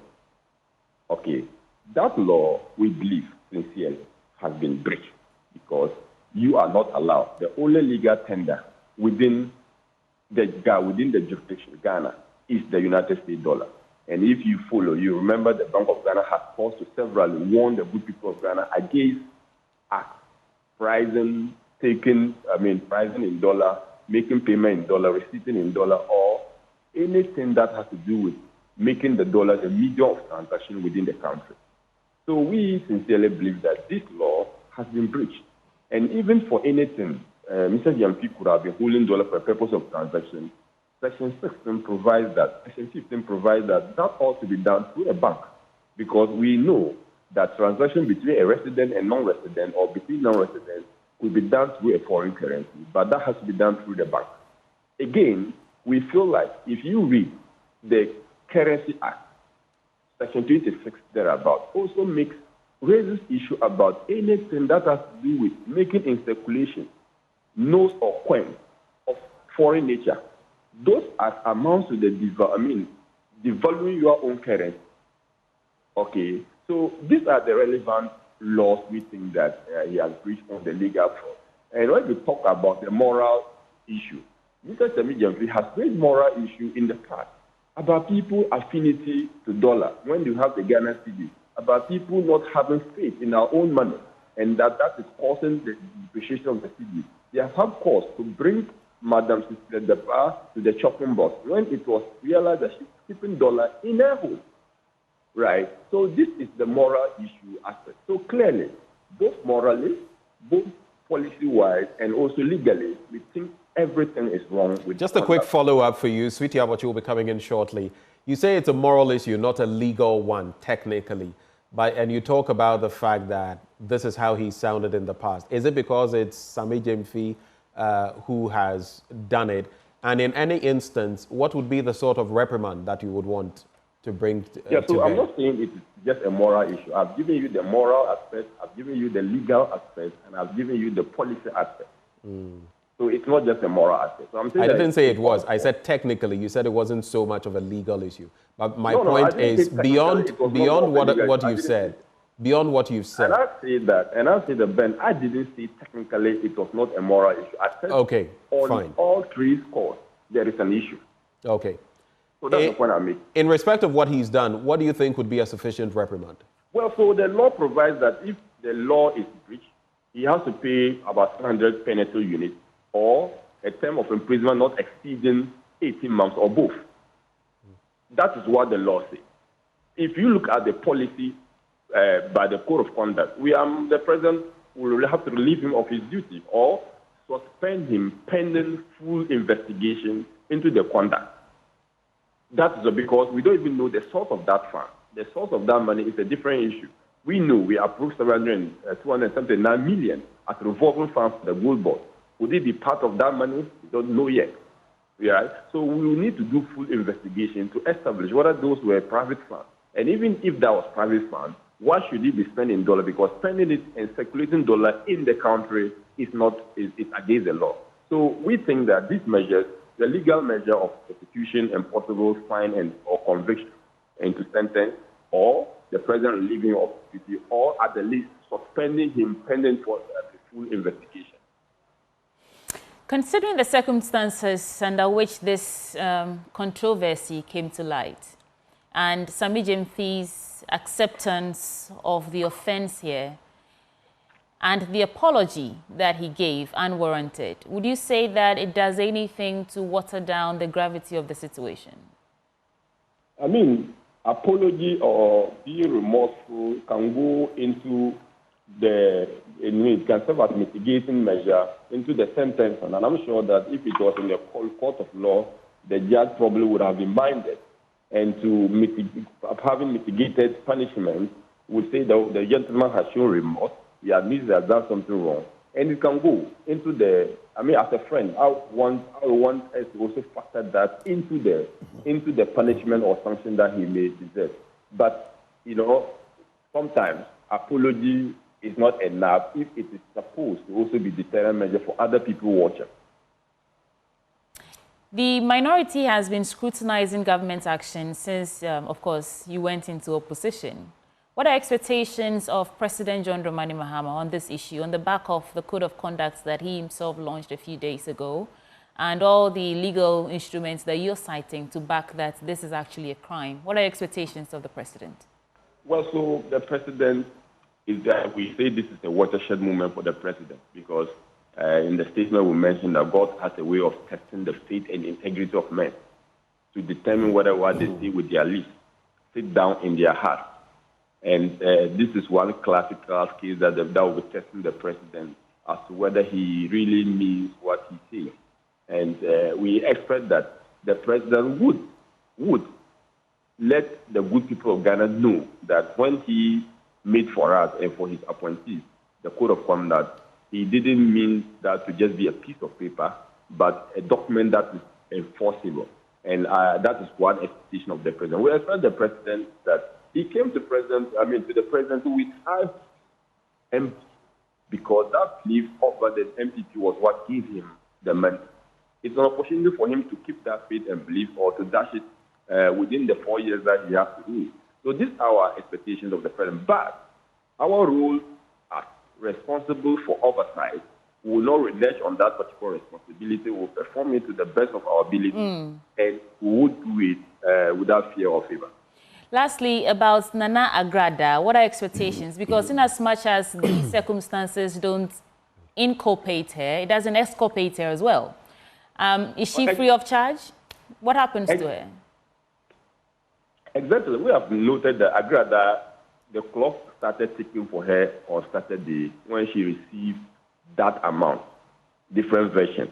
Some say it is 800, some say it's 2,000, some said it is 10,000. We hold the view that it is more than 800 from the count. And we hold the view that it is more than 2,000 from the amount that was left and that was... Are you saying you could tell from the video that it was more than the amount she's stating that she received? Exactly. And how much by your count? How much is insulting the intelligence of the Ghanaian people? Take a moment and look at the video and the count. Yeah, Doc, how much by your count? I just want to figure out you... And I'm saying that by my count, they had count more than 18, even from the time the camera got into sight with Sami Gyamfi. They had count about 18 pieces. And remember, one was trapped from him. So someone cannot insult the intelligence of the Ghanaian people by saying it was 800. The video is not clear enough. Did you see specifically the denomination that was being counted? We know no one is doubting the denomination as to whether no one has raised issue as the denomination. No, I'm talking about the notes. Did you see dollar usually? A bundle Tia of dollar Kabiru usually. Mahama, let's have a conversation. Did you see were they all $100 notes? Were they all? You are making specific allegations. You asked a question whether I saw the denomination, and I am saying that's your question. Yes, and I am responding to the fact that it's the first time we are raising. I'm saying that a bundle of United dollar is in what they call in pieces of $100, unless of course you are saying that you have evidence the fact that it was not $100, it was $5. Or you are speculating on that. It cannot be that every bundle of that which you pick would be $100. I agree, but I'm saying that we are saying that it was $100 because from the video what we saw, and Nana Agradaa says him that they were in $800. People testify, even in another video, she was holding different. I don't know whether that video is related, and I give her the benefit of that on that video. And those are not even necessary because the amount is not even necessary. The fact is that dollar is being spent, it's being circulated in the economy, even if it was $1. Okay, so the amount is not immaterial. All right. What we are interested in. Quick point. I think everything else you're saying now, you've already said. You mentioned something about source of funding earlier. Just clarify for me what exactly you were saying. Yeah, we said the source of the funds. I know said we approved for the Ghana Gold Board an amount of 279 million as a revolving fund. Would it be that part of that money is what is being given to Nana Agradaa? We don't know. Interesting question. Pardon? Interesting question. You're asking, could it be that those funds come from anywhere related to what has been provided for by the Gold Board? What I wanted to get to was then, if that is it, and we have to get to the source of funds, and I'm not disputing that maybe we should be looking into that as well.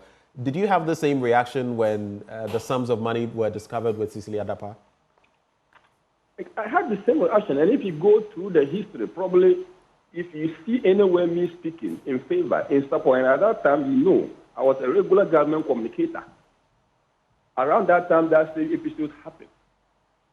Then you should be referring me to my comment about Cecilia Dapa, the fact that I was in defense of such an action. And you know, Cecilia Dapa even had to lose her job because the government was did not condone with that act of keeping dollar in her home at the time that the city was suffering. No, my reference was you suggested that there was criminality, and I'm saying that in that instance, what then would have been the repercussions for Cecilia Dapa in that same instance? If the president was taking the administrative and policy decision of breach of trust, the president will fire her or make her to resign. That is one, which we are giving the president the opportunity to also do same in lieu of prosecution if there's any. We think that if there is criminal activity ongoing, Okay, and even this one was not even a public issue. It was an issue even in her bedroom. Okay, and that is a different area, but to the extent that it is established that dollar was there, it's problematic.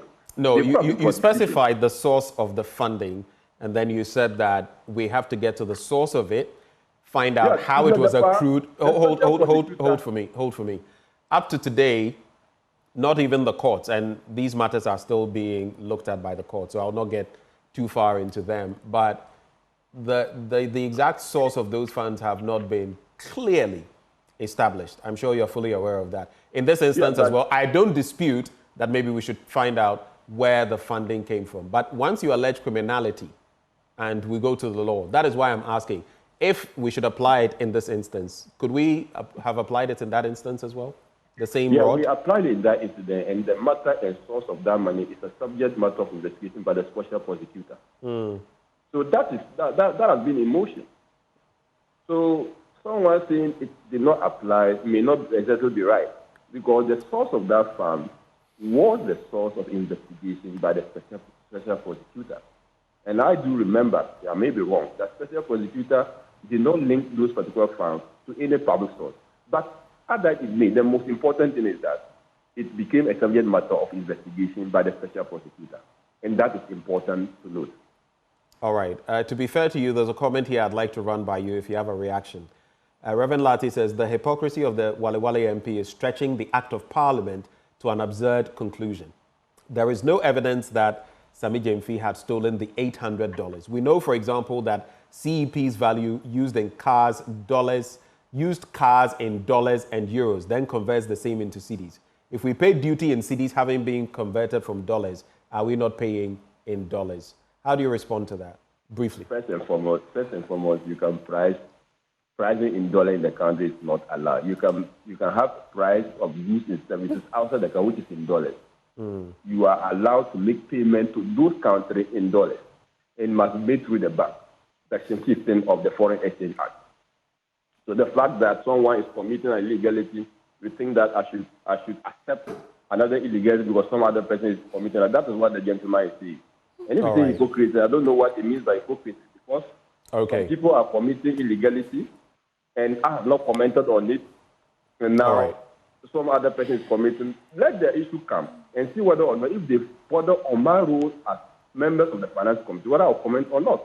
All right. Thank you, Dr. Tia Kabiru Mahama. We appreciate your time with us this morning. He's a member of the minority, and of course, they have been diving deep into this matter. And we appreciate how many of you have called this morning. Sweetie, it's been very interesting. We've done about an hour I've of enjoyed these. this Have Your Say segment. And I actually like that lots of you called with your own opinions and you spoke to the matter as you saw it. Thank you for indulging us. Now, are you ready to dream, dare, and deliver in the world of IT? Then look no further than Jackson Institute of Technology. It is the only NIIT authorized training center right here in Ghana. At JIT, we provide world-class IT training for individuals and corporate organizations, equipping you with industry-relevant skills in software development, cybersecurity, networking, cloud computing, artificial intelligence, digital marketing, and many more. We also offer globally recognized certifications, practical job-ready training, and flexible hybrid learning options, which allows you to study either online or on-site. Plus, our expert instructors ensure hands-on learning experiences that prepare you for success in today's digital world. And we're conveniently looking of my favorite people that are listening to them on all media, all of them are going to government appointees. We don't know who to trust. We are just getting confused now. Because we know as a journalist like you, Mr. Penn, then this guy, my favorite guy on the journey, all of these people stand for years. And some of the people, when they can't put their trust in them, they just betray you and go and follow politics. So if everybody is good, who will hold the executive accountable? Everybody is just taking appointments. Now we are locked as a country. So please, we encourage some of you people, just be true to yourself and God and serve the nation. It's not about politics, it's not about nothing. It's about service to the country and service to God. That is what everybody is needing. So not like everybody like Sami Gyamfi. Me, I don't see first, I hear the tip from the social media. But what I'm saying now, I don't think it's anything that we have to take it serious. But if Sammy Gyamfi should have handled this on the other, all of that would not sleep.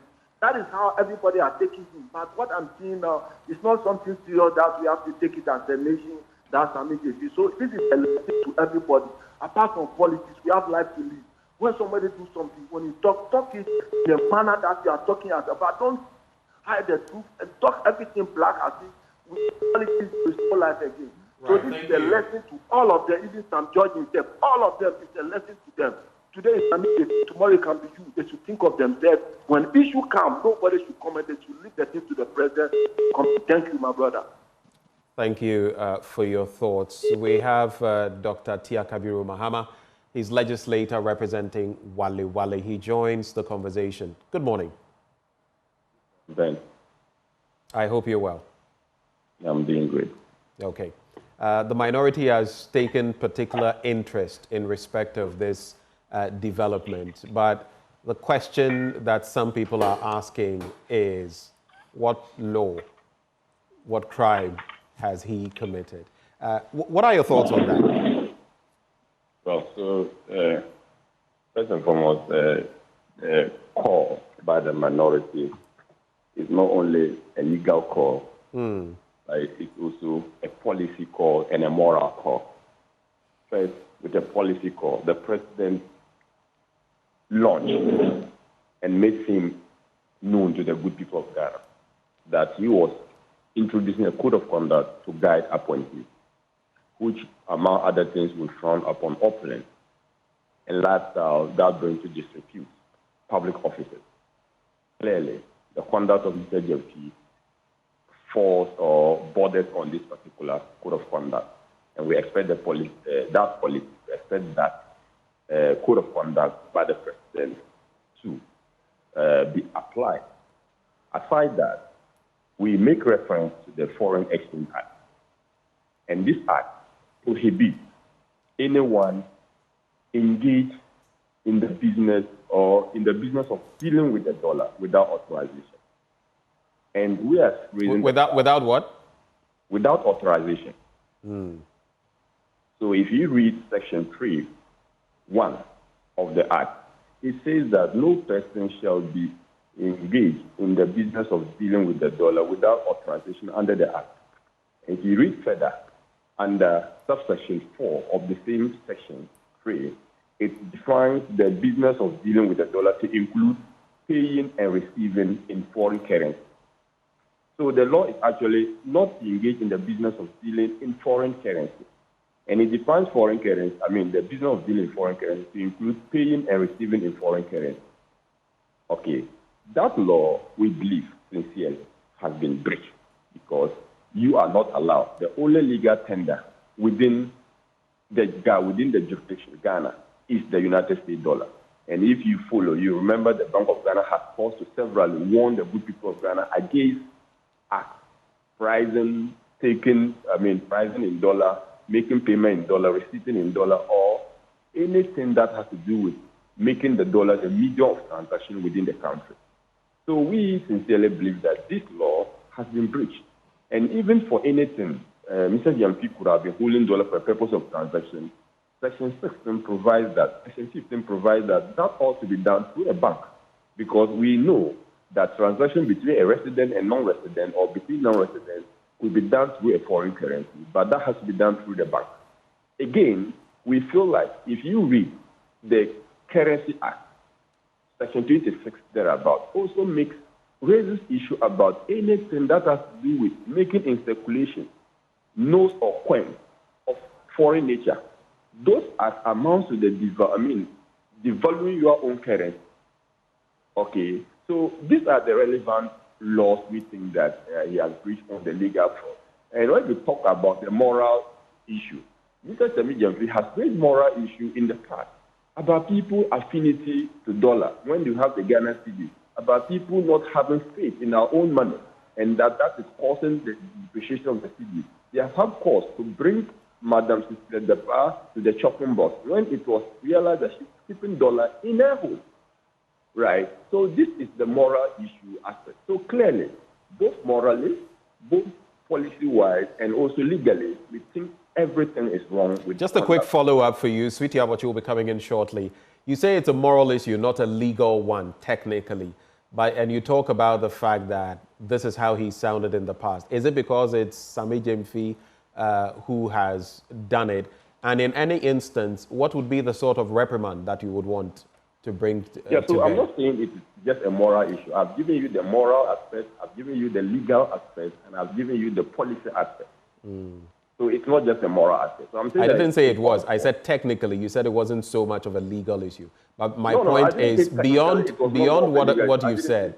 Beyond what you've said. And I say that, Ben, I didn't say technically it was not a moral issue. I said on all three scores, there is an issue. Okay. So that's the point I make. In respect of what he's done, what do you think would be a sufficient reprimand?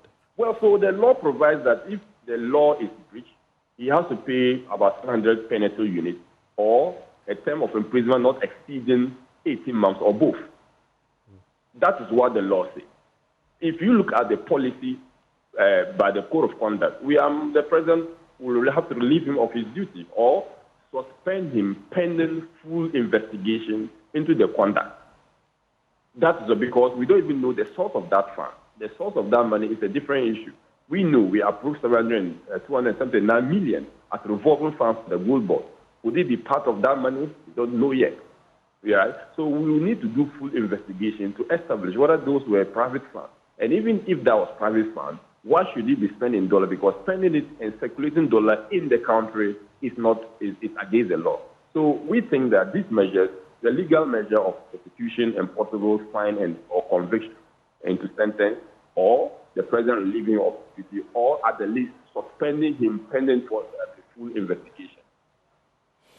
Considering the circumstances under which this controversy came to light, and Sami Gyamfi's acceptance of the offense here, and the apology that he gave, unwarranted, would you say that it does anything to water down the gravity of the situation?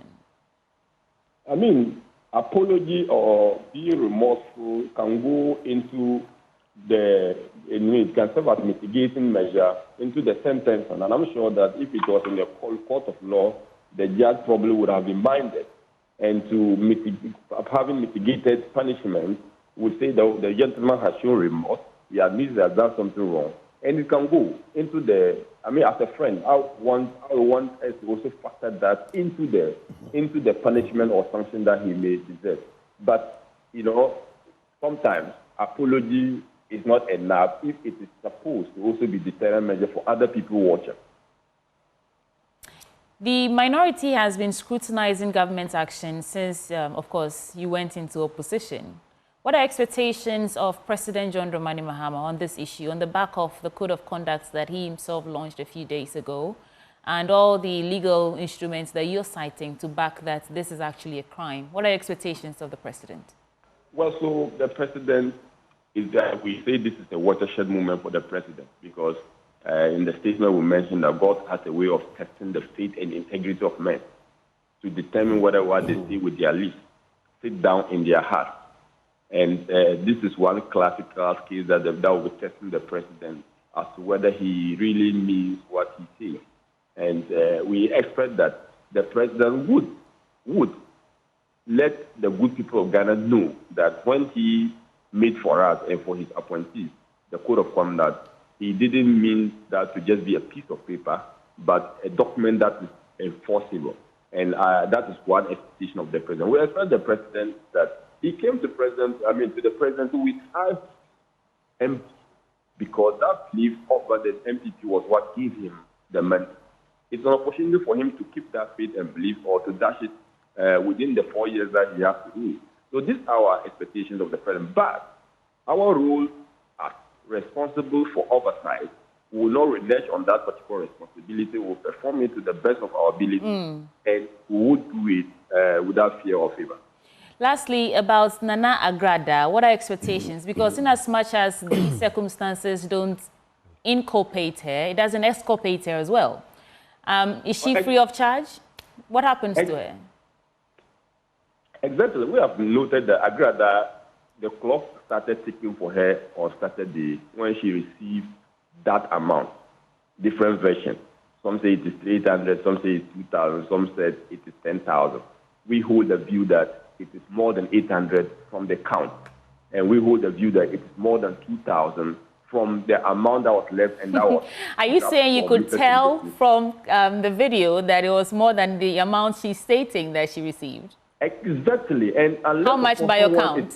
How much? Someone is insulting the intelligence of the Ghanaian people. Take a moment and look at the video and the count. Yeah, Doc, how much by your count? I just want to figure you... And I'm saying that by my count, they had count more than 18, even from the time the camera got into sight with Sami Gyamfi. He had count about 18 pieces. And remember, one was trapped from him. So someone cannot insult the intelligence of the Ghanaian people by saying it was 800. The video is not clear enough. Did you see specifically the denomination that was being counted? We know no one is doubting the denomination as to whether no one has raised issue as the denomination. No, I'm talking about the notes. Did you see dollar usually? A bundle Tia of dollar Kabiru usually. Mahama, let's have a conversation. Did you see were they all $100 notes? Were they all? You are making specific allegations. You asked a question whether I saw the denomination, and I am saying that's your question. Yes, and I am responding to the fact that it's the first time we are raising. I'm saying that a bundle of United dollar is in what they call in pieces of $100.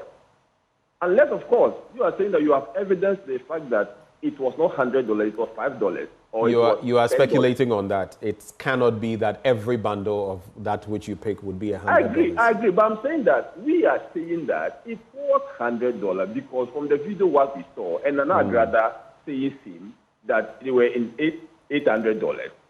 People testify, even in another video, she was holding different. I don't know whether that video is related, and I give her the benefit of that on that video. And those are not even necessary because the amount is not even necessary. The fact is that dollar is being spent, it's being circulated in the economy, even if it was $1. Okay, so the amount is not immaterial. All right. What we are interested in.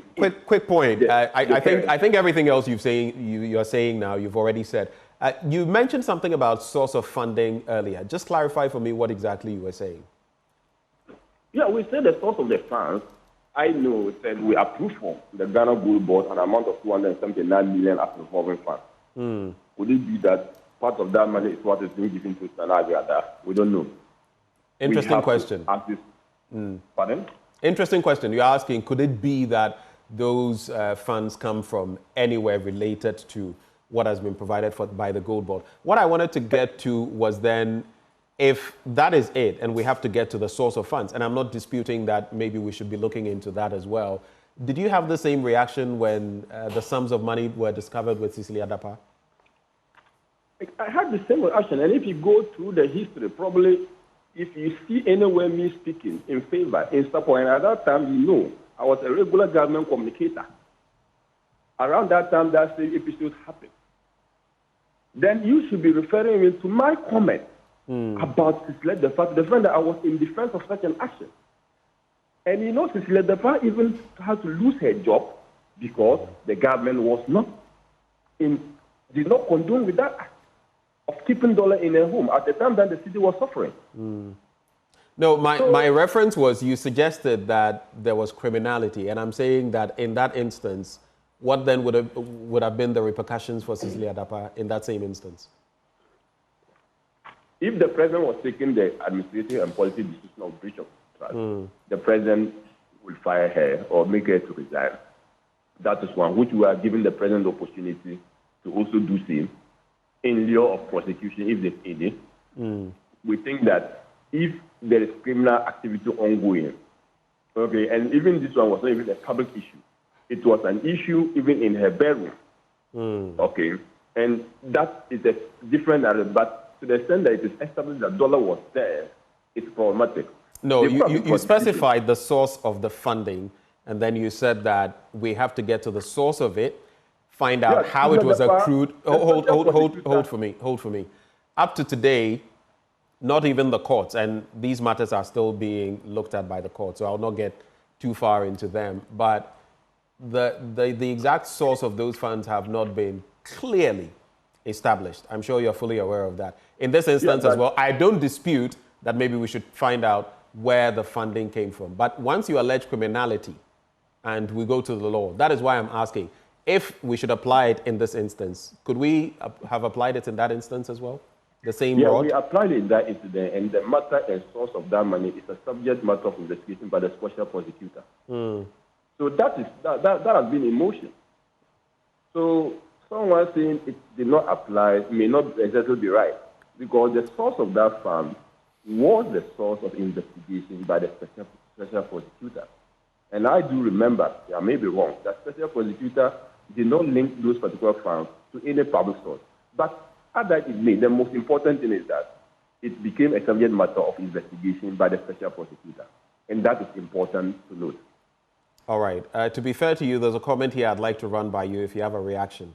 Reverend Lati says, the hypocrisy of the Wale Wale MP is stretching the Act of Parliament to an absurd conclusion. There is no evidence that Sami Gyamfi had stolen the $800. We know, for example, that CEP's value used in cars, used cars in dollars and euros, then converts the same into cedis. If we pay duty in cedis having been converted from dollars, are we not paying in dollars? How do you respond to that? Briefly. First and foremost, you can pricing in dollar in the country is not allowed. You can have price of goods and services outside the country, which is in dollars. You are allowed to make payment to those countries in dollars and must be through the bank, Section 15 of the Foreign Exchange Act. So the fact that someone is committing an illegality, we think that I should accept another illegality because some other person is committing it. That is what the gentleman is saying. And if you say hypocrisy, I don't know what it means by hypocrisy, because some people are committing illegality and I have not commented on it. And now some other person is committing. Let the issue come and see whether or not, if they further on my role as members of the Finance Committee, whether I'll comment or not. All right. Thank you, Dr. Tia Kabiru Mahama. We appreciate your time with us this morning. He's a member of the minority, and of course, they have been diving deep into this matter. And we appreciate how many of you have called this morning. Sweetie, it's been very interesting. We've done about an hour I've of enjoyed, these. this Have Your Say segment. And I actually like that lots of you called with your own opinions and you spoke to the matter as you saw it. Thank you for indulging us. Now, are you ready to dream, dare, and deliver in the world of IT? Then look no further than Jackson Institute of Technology. It is the only NIIT authorized training center right here in Ghana. At JIT, we provide world-class IT training for individuals and corporate organizations, equipping you with industry-relevant skills in software development, cybersecurity, networking, cloud computing, artificial intelligence, digital marketing, and many more. We also offer globally recognized certifications, practical job-ready training, and flexible hybrid learning options, which allows you to study either online or on-site. Plus, our expert instructors ensure hands-on learning experiences that prepare you for success in today's digital world. And we are conveniently located on the Ring Road near Circle in the heart of Accra Central Business District, and in Kumasi at Jackson Educational Complex Headquarters, Ayeduase, near KNUST. JIT provides easy access for students and corporate clients, and our state-of-the-art auditorium is also available for corporate events, seminars, and training sessions. Here are the numbers to call: 059-699-6037 or 059-699-6038 or 0552-714-635. All these numbers are also available for WhatsApp messages, or you can visit our website at www.jit.edu.gh. JIT, your gateway to a thriving IT career. And that wraps up this segment of the conversations. Coming up next, Ben will engage our guests and tell you more interesting things you definitely don't want to miss on the AM show.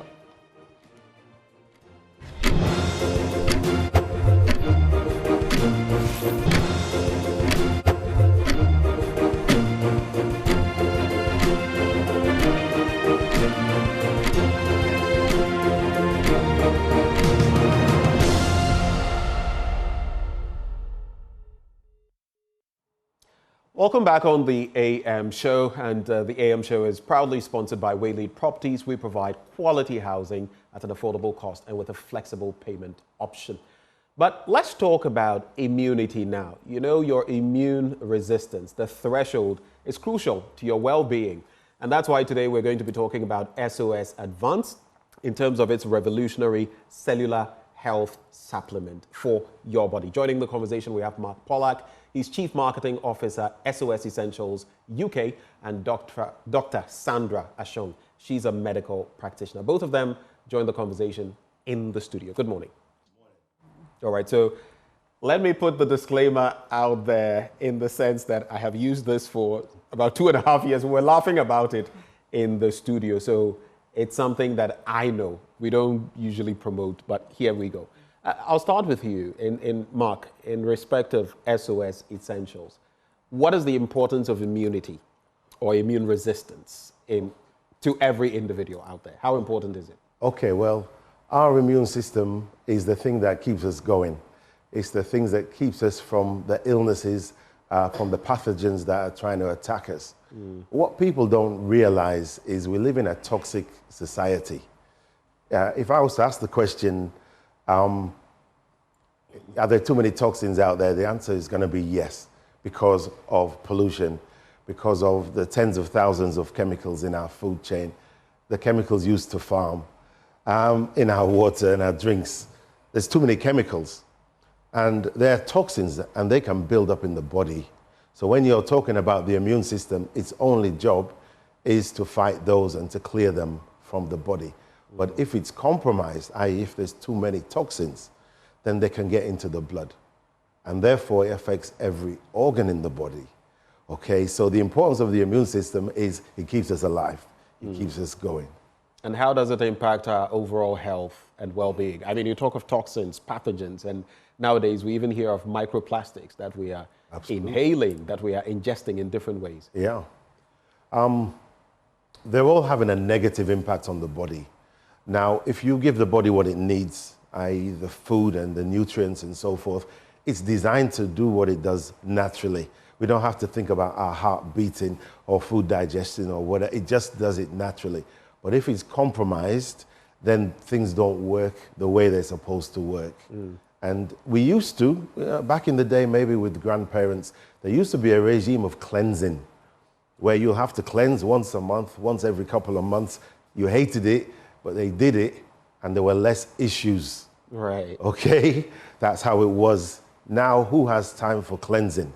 So you have things building up on an ongoing basis for years and even decades. And then you wonder, why is my health not correct? Why is there a problem?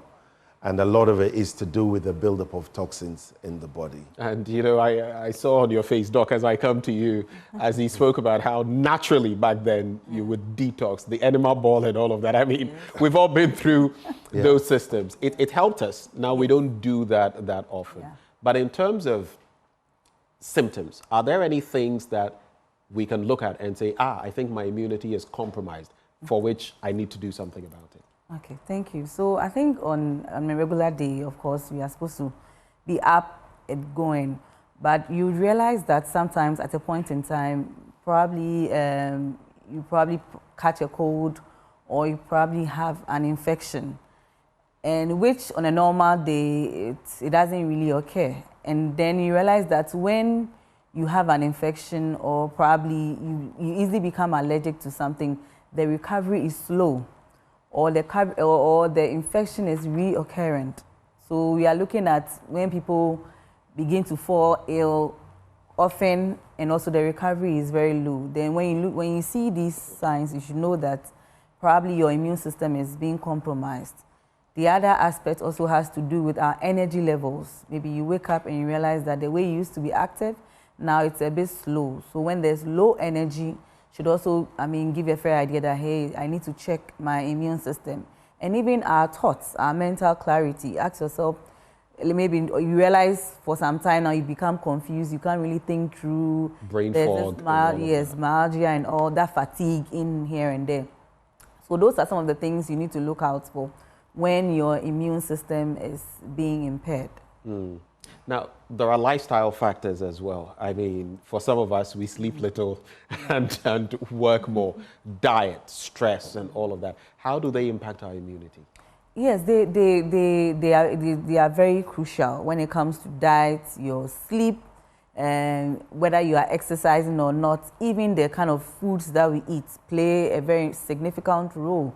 Especially when we look at in terms of exercise, when the body needs to exercise for it to have enough circulation going on in your body. So you realize that when you have less exercise, your body does not have that kind of circulatory mechanism that it needs to have. So you realize that it sort of slows down your immune system. Same applies to what we eat, because when we eat the right meals, the right fruits, vegetables, you know, it has antioxidants. Some of these fruits have antioxidants that helps to neutralize what we call free radicals. And these free radicals, once those free radicals are neutralized, it helps to also boost the immune system. So it's very key. Sleep, you cannot do without it, because at the end of the day, the body needs some time to rest for the organs and the various things in your body to revitalize itself. So very key. You cannot do without lifestyle when it comes to immune boosting. Well, let's introduce SOS Advance, because then, like Mark, you were saying, we look at natural detoxification. Yes. And its relevance as far as our bodies are concerned. Yes. Well, the SOS Advance is designed to clean the blood, to remove the toxins. It has 11 different essential oils. So it's fully natural, or as you would say here, herbal. We don't add any chemicals to it. So therefore, it has 11 different oils which have thousands of years of knowledge, which are having a positive impact on your body in terms of the detoxification process, in terms of supporting the immune system. So people take the SOS Advance as a preventative, because we don't know what's going on inside.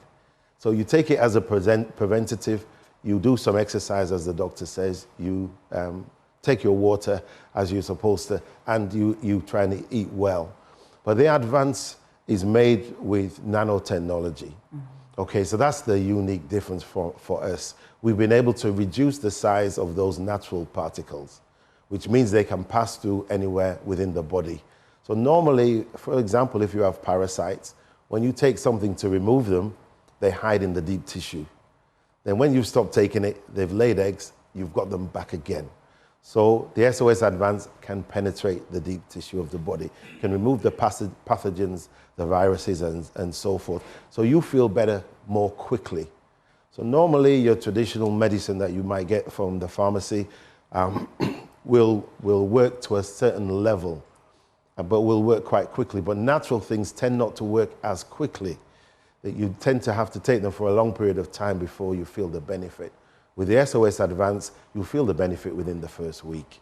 You just need to take it a couple of times. Pretty rapid, huh? 2 or 3 times a day. And people want to feel well, but they don't want the side effects that come with some of the products. So with this, there's none of those side effects because it's natural. So it's working with the body to support the immune system.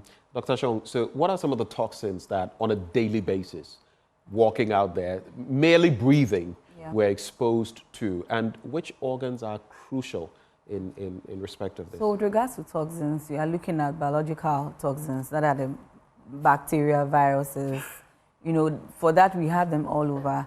We're also looking at the environment in terms of pollution, you know, the kind of smoke that we inhale all around the Sanitation as well. Yes, very necessary. You're also looking at chemical toxins, ones that can even cause cancers and all that. So toxins are all over us, not just in the air, but even with the food that we eat. When there are microorganisms that are trapped in, it has some form of toxin. So the body cannot do away with toxins, whether we like it or not. But the most important thing is how we can get rid of these toxins.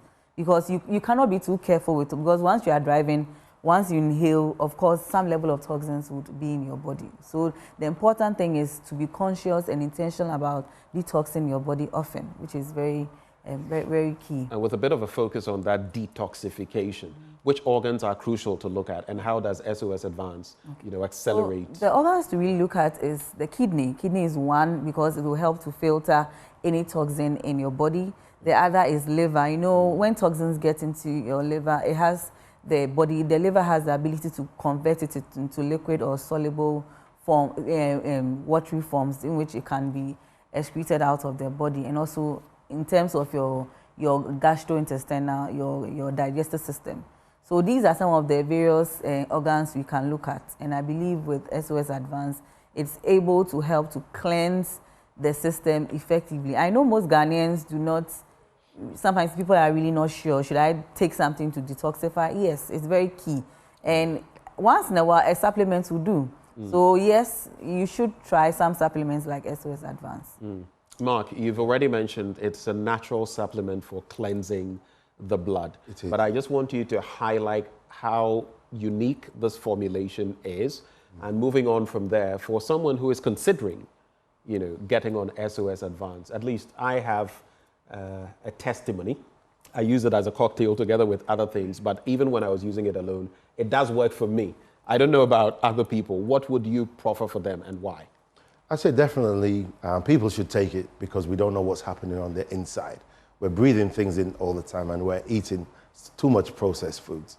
So it's the best thing. But if they've got an issue, whether it's blood pressure, diabetes, cholesterol, gastro problems or skin issues, that if the blood is toxic, it's having a negative impact on every organ in the body. So it's very important that you take the SOS Advance, you drink water and do some level of exercise. The great thing is you'll feel the benefit more quickly.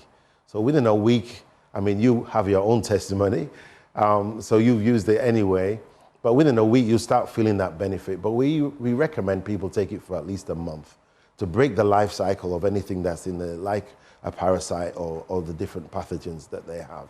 Right. But yes, it's a product that we would recommend for people of all ages, and whether they're well and they want to stay well, or whether they've got an issue and they would like to get rid of that issue. All right. Would you like to tell us of the phone numbers and where people can get some of these? Yeah, I think the phone numbers. Okay, so I think I might as well just go ahead and share. It's available in all leading pharmacies across the country.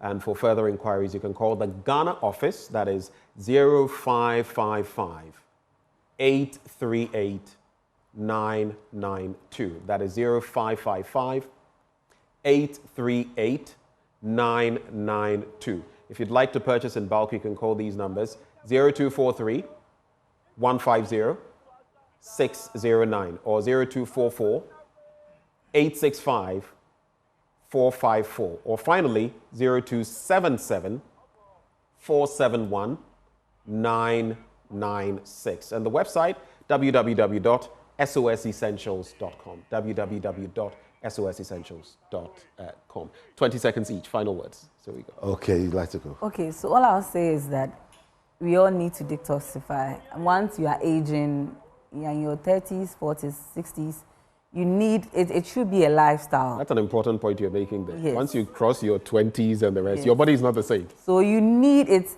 I have people who have never detoxified in their life. You need to detoxify. It's part of, if you want to have a general well-being. So please do toxify and patronize the right products like SOS Advance. Thank you. Mark? Okay, yeah, thanks. Firstly, thanks for your time. Yeah, the SOS Advance, I would advise, just let you know that it's available in all of the pharmacies. We've just got it into Ernie's Pharmacy and some of the larger chains, so it's widely available. Try the product yourself and feel the benefits. It's fully natural, so you won't get the side effects, but you will get the benefits and you'll feel that in your body. Thank you so much for joining the conversation. Those who joined us, you just heard him, Mark Pollack. He is Chief Marketing Officer with SOS Essentials UK. We also had Dr. Sandra Ashong. She's a medical practitioner.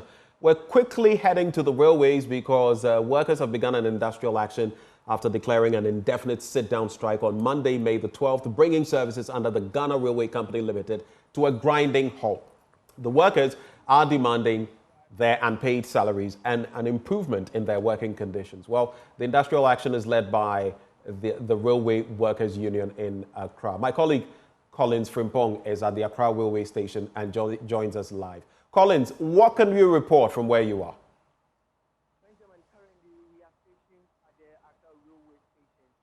Collins, I think we are stationed at the Accra railway station, and we have here. I have here with me some of the workers, and they are holding a number of placards that I could see. No salary for the past 7 months, and also, Mr. President, railway workers are dying. Poor conditions of service of railway workers. So all that they are saying is that they've not been paid for at least 7 months, and they are demanding for the payment of their salaries and also improved working conditions. I have some of the workers here with me that I want to engage to know really how their unpaid salaries is also impacting their activities and also their livelihood. Please, good morning. What's your name? Yeah, good morning. I'm Franklin Kobna, the branch secretary, Railway Workers Union.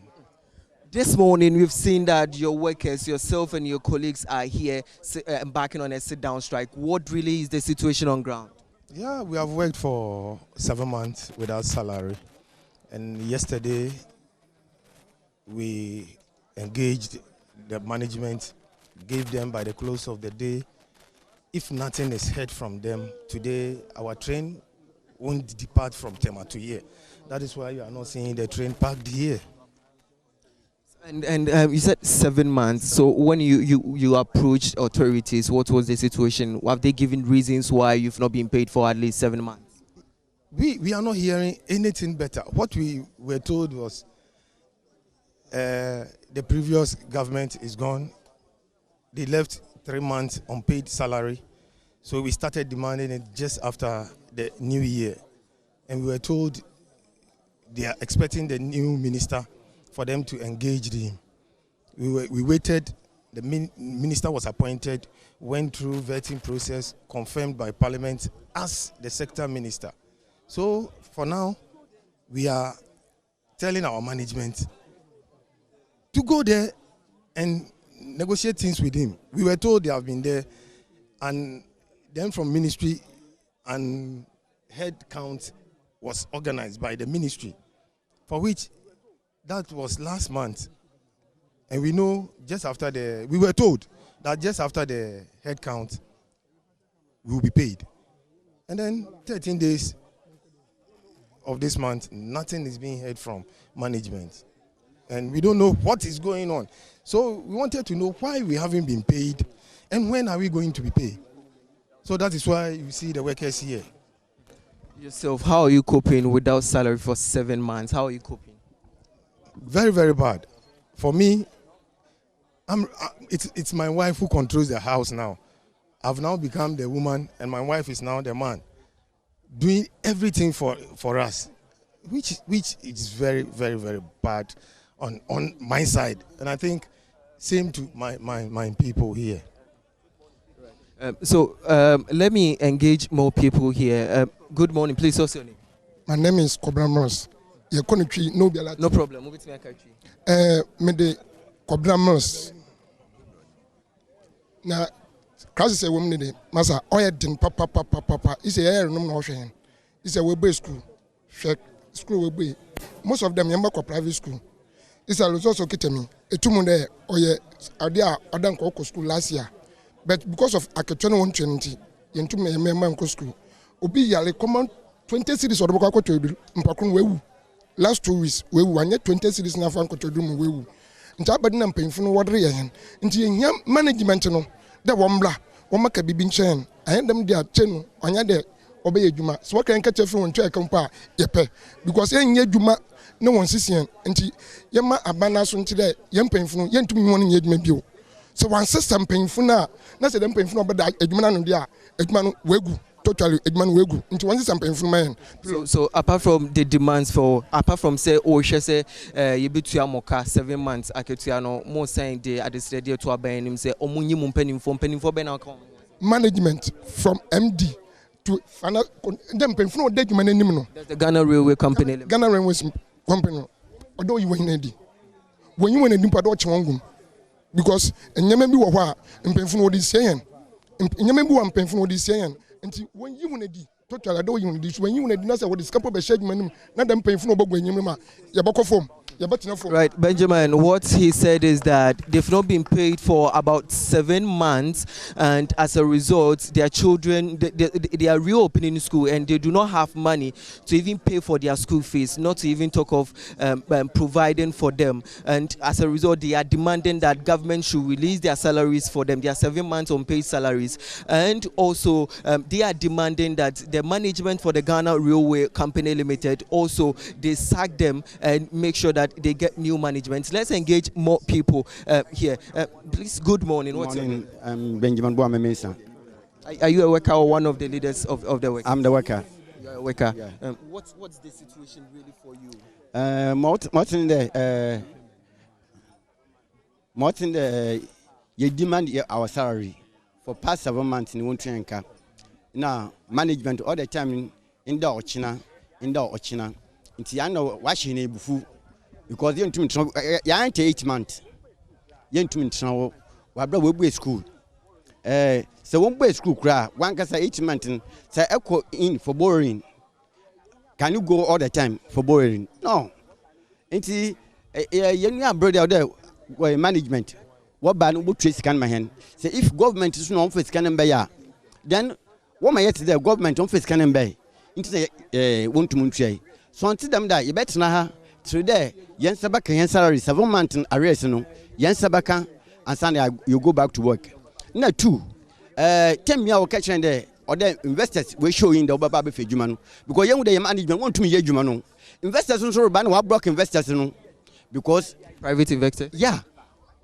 For past 2 years we are hearing the investors but what block one we send there when you can work for do 7 months me worker me a brano money my manager no on brebi so brebi anka yes salary 7 months anka bana yes anka yentina haso nti ya catch bende mo mbobi oboboa no ombo hen concern yes salary na investors oboba be fedwuma no omo mbra na omo fedwuma no na renwu on fani tempo because for past 6 years na you run a cancer home 6 years you run a cancer home bio lancing ya we tutu for the tutu a past government last year no more tutu as scraps a corner of the tutu as scraps it is no a corner for dan kadisika bank kakra no we tutu ni ya manganese and on my foreign exchange kakra yesika wo to modu twanko manganese for past month last year you starting nisu yankobio it e be den kwan manager no ahwewomba eno fie one can say baby your income no a crossing a bed and ahwewomba into your government investors in one brand no here can say no oba government now investors in government can no button because this is year ginsis yaron when woman in municipal we demand government into investors na ba na wa bo fadwuma na government obey free na dan obey one tax na bibiala wa solve. Right, so Benjamin, it is about the demand for their salaries, the unpaid salaries. That's what they are demanding for. And he is also calling for government to privatize the Ghana Railway Company because they've observed that any time that private investors come in to support, the company resists that. And the company has not made any attempt to make it any better. And their conditions of service are not also improving. But before I engage Benjamin, I engage more people. Let's look around.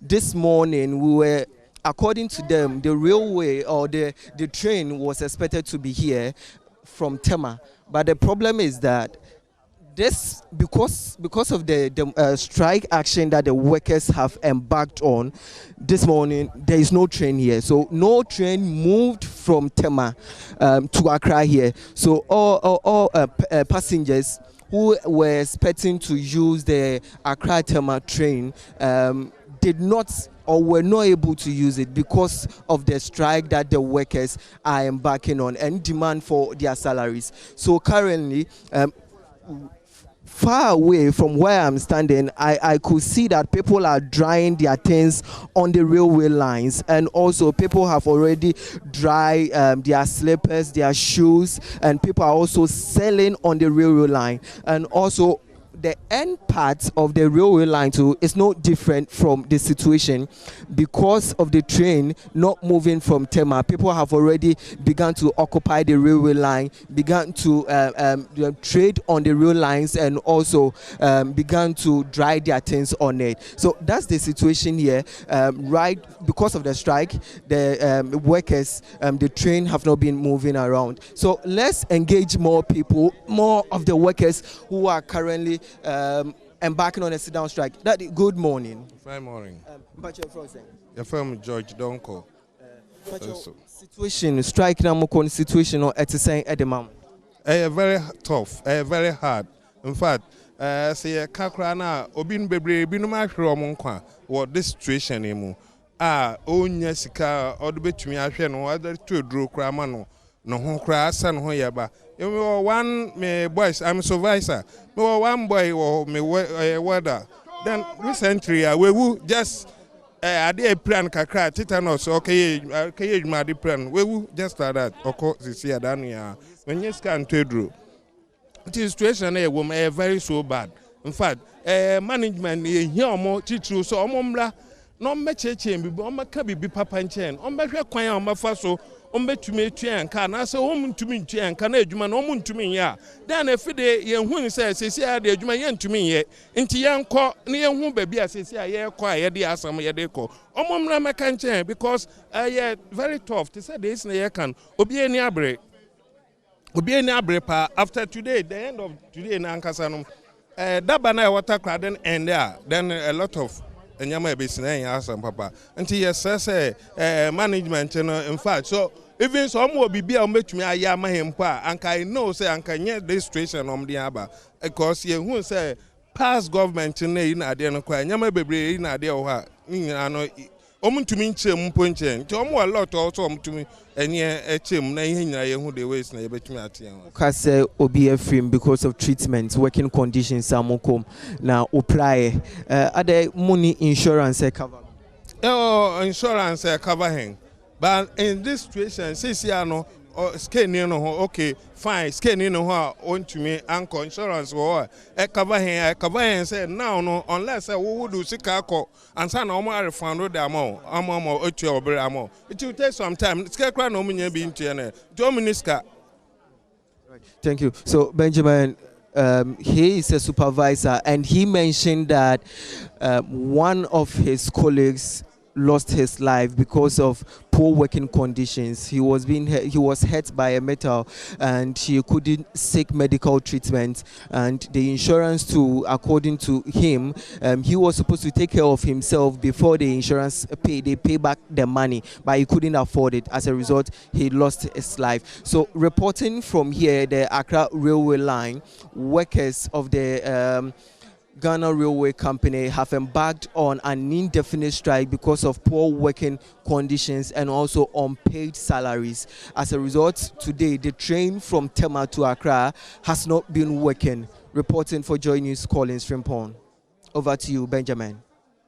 Thank you very much, Collins, all the way from the Accra Railway Station, bringing us the scoop there. And for 7 months, they have not been paid, and they are demonstrating, so to speak. That's an industrial action. We've brought you live footage of that. Before we go, though, let me also let you know, just coming in, as far as the courts are concerned, in respect of the Kwabena Edubuahene situation, former boss of the National Signals Bureau, the court has ordered prosecution in the ongoing criminal trial to file witness statements by the 20th day of this month. That is the 20th of May. You remember that the bail that was rejected and Ioko handling him for 7 days has expired. And so that is the latest situation there. We're so grateful that you took the time to join us this morning on the AM show. Thank you for engaging us for about an hour with your calls, your sentiments, and from yours truly,